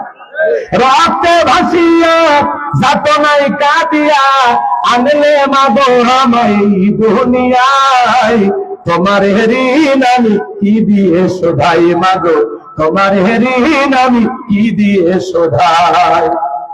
দেখেছি পৃথিবীতে প্রথম মায়ের মুখ, পেয়েছি ভালোবাসায় পূর্ণ মায়ের বুক, বলতে পারি না কথা মা বোঝে আমার ব্যথা, তাই তোরে কেসো না বুকেতে জড়াই, তোমার ঋণ আমি কি দিয়ে শোধাই। কথা বললে কখনো গভীর রাতে উঠলে আমি কেঁদে, বুকে মা শক্ত করে রাখতো আমায় বেঁধে, তোমার এই দুধের দাম কে দেবে প্রতিদান, এই দুনিয়ায় মাগো আজ মেলে নাই, তোমার ঋণ আমি কি দিয়ে শোধাই মাগো, তোমার ঋণ আমি কি দিয়ে শোধাই। বিদেশে সন্তানের যদি বিপদ হয়, দুঃখিনী মায়ের অন্তর তবু কান্দে কয়, কোথায় আছে মাওলাই আমার, ভুলে যাও দয়ার দুয়ার, আদরের মালিক আমি বুকে ফিরে চাই, তোমার ঋণ আমি কি দিয়ে শোধাই মাগো, তোমার ঋণ আমি কি দিয়ে শোধাই। একটু জোরে করলে আমার হবা। যুবক, মা বাবার মনে কষ্ট দিও না। একটা শিক্ষিত লোকের গল্প পড়েছিলাম, সময় নাই, বাড়িতে অনেক খাবার, তেহেরি মিহেরি বিরিয়ানি রোস্ট ভিপি খাবার, একটা বাংলা প্লেটে কিছু একটু খাবার দিয়া ছোট্ট ছেলেকে বলতেছে, যাও তোমার দাদুকে দিয়ে আসো। এখনকার বাচ্চারা তো কম্পিউটার, জন্ম নিয়ে এক একজন নাসা বিজ্ঞানী ফেল, বুদ্ধি কম না বেশি? তখন জিজ্ঞাসা করে, আব্বা আমরা তো দামি খাইলাম, ভালো খাইলাম, তো দাদুর জন্য এত খাবার ভাঙ্গা প্লেট, কারণটা কি? এত বোঝার দরকার নেই, তো দাদুকে দিয়ে বয়স হয়ে গেছে, এই খাবারে চলবে। তখন বলতেছে, আব্বা ঠিক আছে, এই প্লেটটা আমি যত্ন করে রেখে দেবো, ঠিক দাদুর মতো যখন আপনার বয়স হবে এই প্লেটে করে আমি আপনাকে খাইতে দেব। শিক্ষিত মানুষ বিবেকের দরজা খুলে গেছে, ভাঙ্গা প্লেটের খাবার ফেলে দিয়া ছেলেকে বুকে জড়া নিয়ে বলে, বাবা কলেজ বিশ্ববিদ্যালয়ে যা শিখতে পারি নাই আজকে তোর কাছে শিখলাম, আয় আমার বুকের কাছে আয়। এই কথা বলে বাবাকে যে ভাঙ্গা একটা নরমাল রুমের ভিতরে রেখে দিয়েছিল, সেখান থেকে বের করে 3 তলা বিল্ডিং এ উঠাইলেন। এরপরে বাবারে গোসল করা দিয়ে নতুন জামা পরা দিলেন। তিনি তখন বলে, কি ব্যাপার? বৃদ্ধ মানুষটারে আবার উপরে উঠাইলেন, কারণ কি? চুপ, আজ থেকে আমি যা খাবো বাবা তাই খাবে, আমরা যা করবো বাবা তাই করবে। আজ থেকে যদি আমার বাবার সাথে কোনো ধরনের বেয়াদবি করিস 1 2 3 পাঠাইয়া দিব বাপের বাড়ি। যুবক, বাসর ঘরে বিড়াল মারা লাগবে, একটা গল্প সুযোগ নাই, শোনো। বাসর ঘরে বউরে বলবা 5 ওয়াক্ত নামাজ পড়বা, রোজা রাখবা, ফরজ পর্দা মানবা, আর 4 নাম্বার আমার খেদমত ঠিকঠাক ভাবে করবা। আর শোনো, পিতা মাতা বেঁচে আছে যতদিন, এক পাতিলে রান্না চলবে ততদিন। পিতা মাতা জীবিত থাকা অবস্থায় পাতিল আলাদা হবে না, আর মা বাবা কষ্ট পায় এমন কোন আচরণ কখনো করবি না। আপনি বাসর ঘরে বউ করে মাথা গরম, সেলফি তোলেন, মালা বদল করেন, আপনি পাগলা হয়ে গেছেন না? বউ তো আপনারই, এক রাত গল্প করে কাটায় দেয়, কি হয়েছে? আর বেশি নিচে নামলাম না, কষ্ট পাইছেন? বিরক্ত হয়েছেন আমার কথা? তাহলে পিতা মাতার খেদমত করবা তো ইনশাল্লাহ। এ যুবক, তুমি তোমার মা বাবার কষ্ট দিলে, তোমার সন্তানে তোমার কষ্ট দিবে। আজকে গোলাম রব্বানির কথাটা 17 ডিসেম্বর দিনের বেলায় কষা কাটা এই মাস্টার বাড়িয়া নাকি মাস্টারিয়া গ্রামে বলে গেলাম, ডায়েরিতে লিখে রাখো। তুমি তোমার মা বাবাকে যেই পরিমাণে ভালোবাসা দিবা, তোমার সন্তান তোমাকে ভালোবাসা দিবে। তুমি পিতা মাতাকে কষ্ট দিলে রেডি থাকো, তোমার সন্তানও তোমাকে কষ্ট দিবে। এজন্য আমরা পিতা মাতা কখনো কষ্ট দেব না, মনে থাকবে তো ইনশাআল্লাহ। মা বাবা দেখভাল করে রাখবে। এরপরে লোকমান হাকিম বলেন, ইয়া বুনাইয়া ইন্নাহা ইন্নাকুম মিসকালা হাববাতিন মিন খারদালিন ফাতাকুন ফি সাখরাতিন আও ফিস সামাওয়াতি আও ফিল আরদি ইয়াতি বিহাল্লাহ ইন্নাল্লাহা লাতীফুন খবীর। সন্তানকে বলতেছে, বাবা তুমি যদি সরিষার দানার পরিমাণে কোনো কিছু করো, তা যদি শিলা গর্ভে হয় অথবা আকাশে থাকে কিংবা মাটির নিচে থাকে, আল্লাহ তাআলা এইটাও আমল নামায় হাজির করবে। কি বুঝলেন? তুমি যদি সরিষার দানার পরিমাণে ভালো কিছু করো, নেক আমল করো, আল্লাহ এটাও হাজির করবে। আবার সরিষার দানার পরিমাণে কোনো গুনাহ বা অপরাধ যদি করো, আল্লাহ এটাও হাজির করবে। এ যুবক, মনে করেন না জঙ্গলে প্রেম করার জন্য মঙ্গল, জঙ্গলে কেউ না দেখলে একজন দেখেন, তিনি কে? কথা কেন কথা রাগ করতেছেন আপনারা? রাত 2টার দিকে কার জানালায় গিয়ে গল্প করলি রে যুবক? কারে নৌকায় চড়ে চিলমারি নদীর ওইবে, ওই যে নদীর মাঝখানে গেলি, মনে আছে সেই দিনের ঘটনা? ওই যে চরের ওই পাশে গেলে না, কে যেন সাথে ছিল? এই যে গোপনে যা করতেছ, পৃথিবীর কেউ না দেখলে একজন দেখতেছেন, তিনি কে? এই জন্য বর্তমান সমাজের চরিত্র নষ্ট করেন 1 নাম্বার অস্ত্র হলো মোবাইল। গোপনে একা একা জানালা দরজা বন্ধ করে কম্বলের ভিতরে ল্যাপের ভিতরে ঢুকে ভিডিও দেখতেছে। এই ভিডিও কথা কয়। এই যে আল্লাহ কি বলেন, ইন্নাল্লাহা লাতীফুন খবীর, সর্ববিষয়ের গোপন প্রকাশে সব খবর কার কাছে? বলেন কার কাছে? তুমি ল্যাপের ভিতরে ঢুকে উল্টা পাল্টা ভিডিও দেখে, কেউ না দেখে একজন দেখেন, তিনি কে? এই মোবাইলের ওজন কম, কিন্তু মোবাইলের মাধ্যমে পাপের ওজন এখন অনেক বেশি। নারী পুরুষ একত্রে হয় মোবাইলের পাগল হয়ে আছে। কথা বলেন? এত ভাত না থাক, পরনে কাপড় না থাক, মোবাইল ছাড়া এখন জীবন চলে। কথা বলেন চলে? আমি কি এক লাইন বলবো? রাগ করবেন না? দেশে মোবাইল আইছে, চিঠি বন্ধ হইয়াছে, দিওয়ানা বানাইছে, পোলা মায়ের মনের কথা হাসে বাতাসে। ও দেখো পোলা পানের মন বাবা ফেসবুকে এখন মোবাইলে চ্যাটিং কইরা কাটাই সারাক্ষণ। এই মোবাইল পাইয়া দেখো মদনের মাইয়া, এই মোবাইল পাইয়া দেখো রমজানের মাইয়া কি কাণ্ড ঘটাইছে, স্বামী সংসার রাইখা নাকি পলাইয়া গেছে। আছে না নাই? সুযোগ এ পরকীয়ার অভিশাপে হাজারো পরিবার ধ্বংস হচ্ছে। কথা বলে দিকে না? এদেশে টিকটাক আসিয়া সব গেল বাসিয়া, সিদ্দিক সোরা নায়ক হইছে আইডি খুলিয়া, হিরো আলম নায়ক হইছে আইডি খুলিয়া। এই মোবাইলে হাই কি জাদু আছে ভাই, পোলা পান বুঝাছে, পড়ালেখা তুইলা রাখছে শক্ত মাথা আসে। এখন আর পড়াশোনায় মন বসে না, সব ফেসবুক আর মোবাইল নিয়ে ব্যস্ত। অনলাইনে জুয়া খেলে নিঃস্ব হয়ে গেছে। কথা বলো, আছে না না? অনলাইনে জুয়া খেলে, ফ্রি ফায়ার পাবজি খেলে নিজের চরিত্র ধ্বংস হলো। কোটি টাকার মালিক অনলাইনে জুয়া খেলে ফকির হয়। কথা কয় না গো? আপনাদের এলাকা বলছে জুয়া নাই, জুয়া নাই। আশা আছে, এদিকের বাচ্চারা ফ্রি ফায়ার খেলে।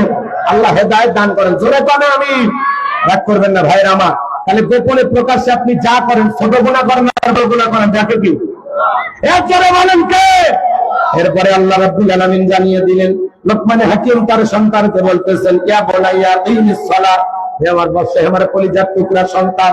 সুন্দর করে জানিয়ে দিলেন, হে আমার বৎস, হে আমার কলিজার টুকরা সন্তান, ইয়া বুনাইয়া আকিমিস সালাত, সালাত কায়েম করো, সালাত কায়েম করো।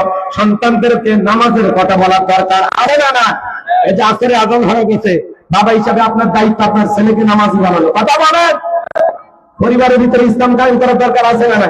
ছেলেকে নামাজি বানাবেন। পরিবারের 4 জন সদস্য সবাই যদি নামাজ পড়ে, ভালো লাগে না খারাপ লাগে, তাহলে পরিবারের ভিতরে আগে সালাত কায়েম করার দরকার আছে না নাই? তাহলে ইয়া বুনাইয়া আকিমিস সালাত, হে আমার বৎস সালাত কায়েম করো। এরপরে বলতেছে আমরু বিল মারুফ, সৎ কাজের আদেশ দিবা, ভালো কাজ করবা, মানুষকে ভালোর দিকে আহ্বান করবা। ওয়ানহা আনিল মুনকার, অসৎ কাজ থেকে নিজেও বিরত থাকবা, মানুষকে বিরত রাখবা। নিজে অন্যায় করব না, মানুষকে অন্যায় করতে দেব না। পারবেন না? পারবেন না? পারবেন তো ইনশাআল্লাহ। আল্লাহ কবুল করেন, জোরে বলেন আমিন। আরেকটু জোরে বলেন আমিন। এরপরে বলতেছেন এই বিপদ আপদ মুসিবতে সবর করবা। দুনিয়াতে ধৈর্য ধারণ করা দরকার আছে না নাই? বাবা চলতে ফিরতে জীবনে অনেক সমস্যা আছে, তুমি সবর করবা, ধৈর্য ধারণ করবা, আল্লাহর উপরে তাওয়াক্কুল করবা, ভেঙে পড়বা না। এরপরে বলতেছেন ওয়ালা তুসাইর খাদ্দাকা ওয়ালা তামশি ফিল আরদি মারহা ইন্নাল্লাহা লা ইউহিব্বু কুল্লা মুখতালিন ফাকুর। ও বাবা, মানুষকে তুচ্ছ তাচ্ছিল্য করবা না, অপব্যা অবহেলা করবা না, গরিব দিলে যাবে বুঝবা না। কথা বলো, মানুষকে তুচ্ছ তাচ্ছিল্য করা যাবে না। মোটা মানুষ চিকনটা দেখে ঠেলে ফেলে দেবো, ধনী গরিব সহ্য করতে পারে না, আছে না নাই? তুচ্ছ তাচ্ছিল্য করা যাবে না। এরপরে বলতেছে জমিনে দাম্ভিকতা করবে না, অহংকার জমিনে বিচারণ করবে না। আপনি অহংকার করে লাঠি মেরে জমিনকে ফাটাই ফেলতে পারবেন? পাবে লাঠি মারেন তো পায়ের বারোটা বাড়বে, আল্লাহর জমিনের কিছু হবে না। কথা বলেন ঠিক কিনা? আর অহংকার করা মানুষের শোভা পায় না, অহংকার করার একমাত্র মালিককে। যারা বলেন কে? তাহলে পরিবারের ভিতরে এই কথাগুলো আমল করাবেন তো ইনশাআল্লাহ। কারা কারা এই কথাগুলো আমল করবেন সেইবারের মতো হাত তুলে দেখেন তো দেখি। আল্লাহ পাক বক্তা শ্রোতা উভয়কে আমল করার তৌফিক দান করুন। যারা বলেন আমিন। আখিরি দাওয়ানা আলহামদুলিল্লাহি রাব্বিল আলামিন। সালাতের সময় হয়ে গেছে ভাই, তাছাড়া আরো কিছু কথা বলতাম, বিশেষ করে মা বোন আর যুবকদের জন্য কিছু কথা বলতাম, সুযোগ নাই। যতটুকু হয়েছে আল্লাহ আমাদের আমল করার তৌফিক দান করেন। আর ওই বিয়ের ঘটনাটা বলতে গেলে তো আরো আধা ঘন্টা ওয়াজ করা লাগবে, ওইদিকে আর না যাই, বেঁচে থাকলে আবারও দেখা হবে ইনশাআল্লাহ। তবে রাতের বেলায় প্রোগ্রাম গুলো হলে রাত 2:30 কি 3টে কি যতক্ষণ মন চায় আলোচনা করা যায়, এসা করে তুলে দেবেন, ফজর পর্যন্ত চলবে, একই কথা। ঠিক আছে, বেঁচে থাকলে আবারও দেখা হবে। কলিজার টুকরা যুবকদেরকে কবুল করেন, আমার আব্দুল রাশিদ ভাই চেয়ারম্যানকে আল্লাহ কবুল করেন। আমরা এখনই দোয়া সংক্ষিপ্ত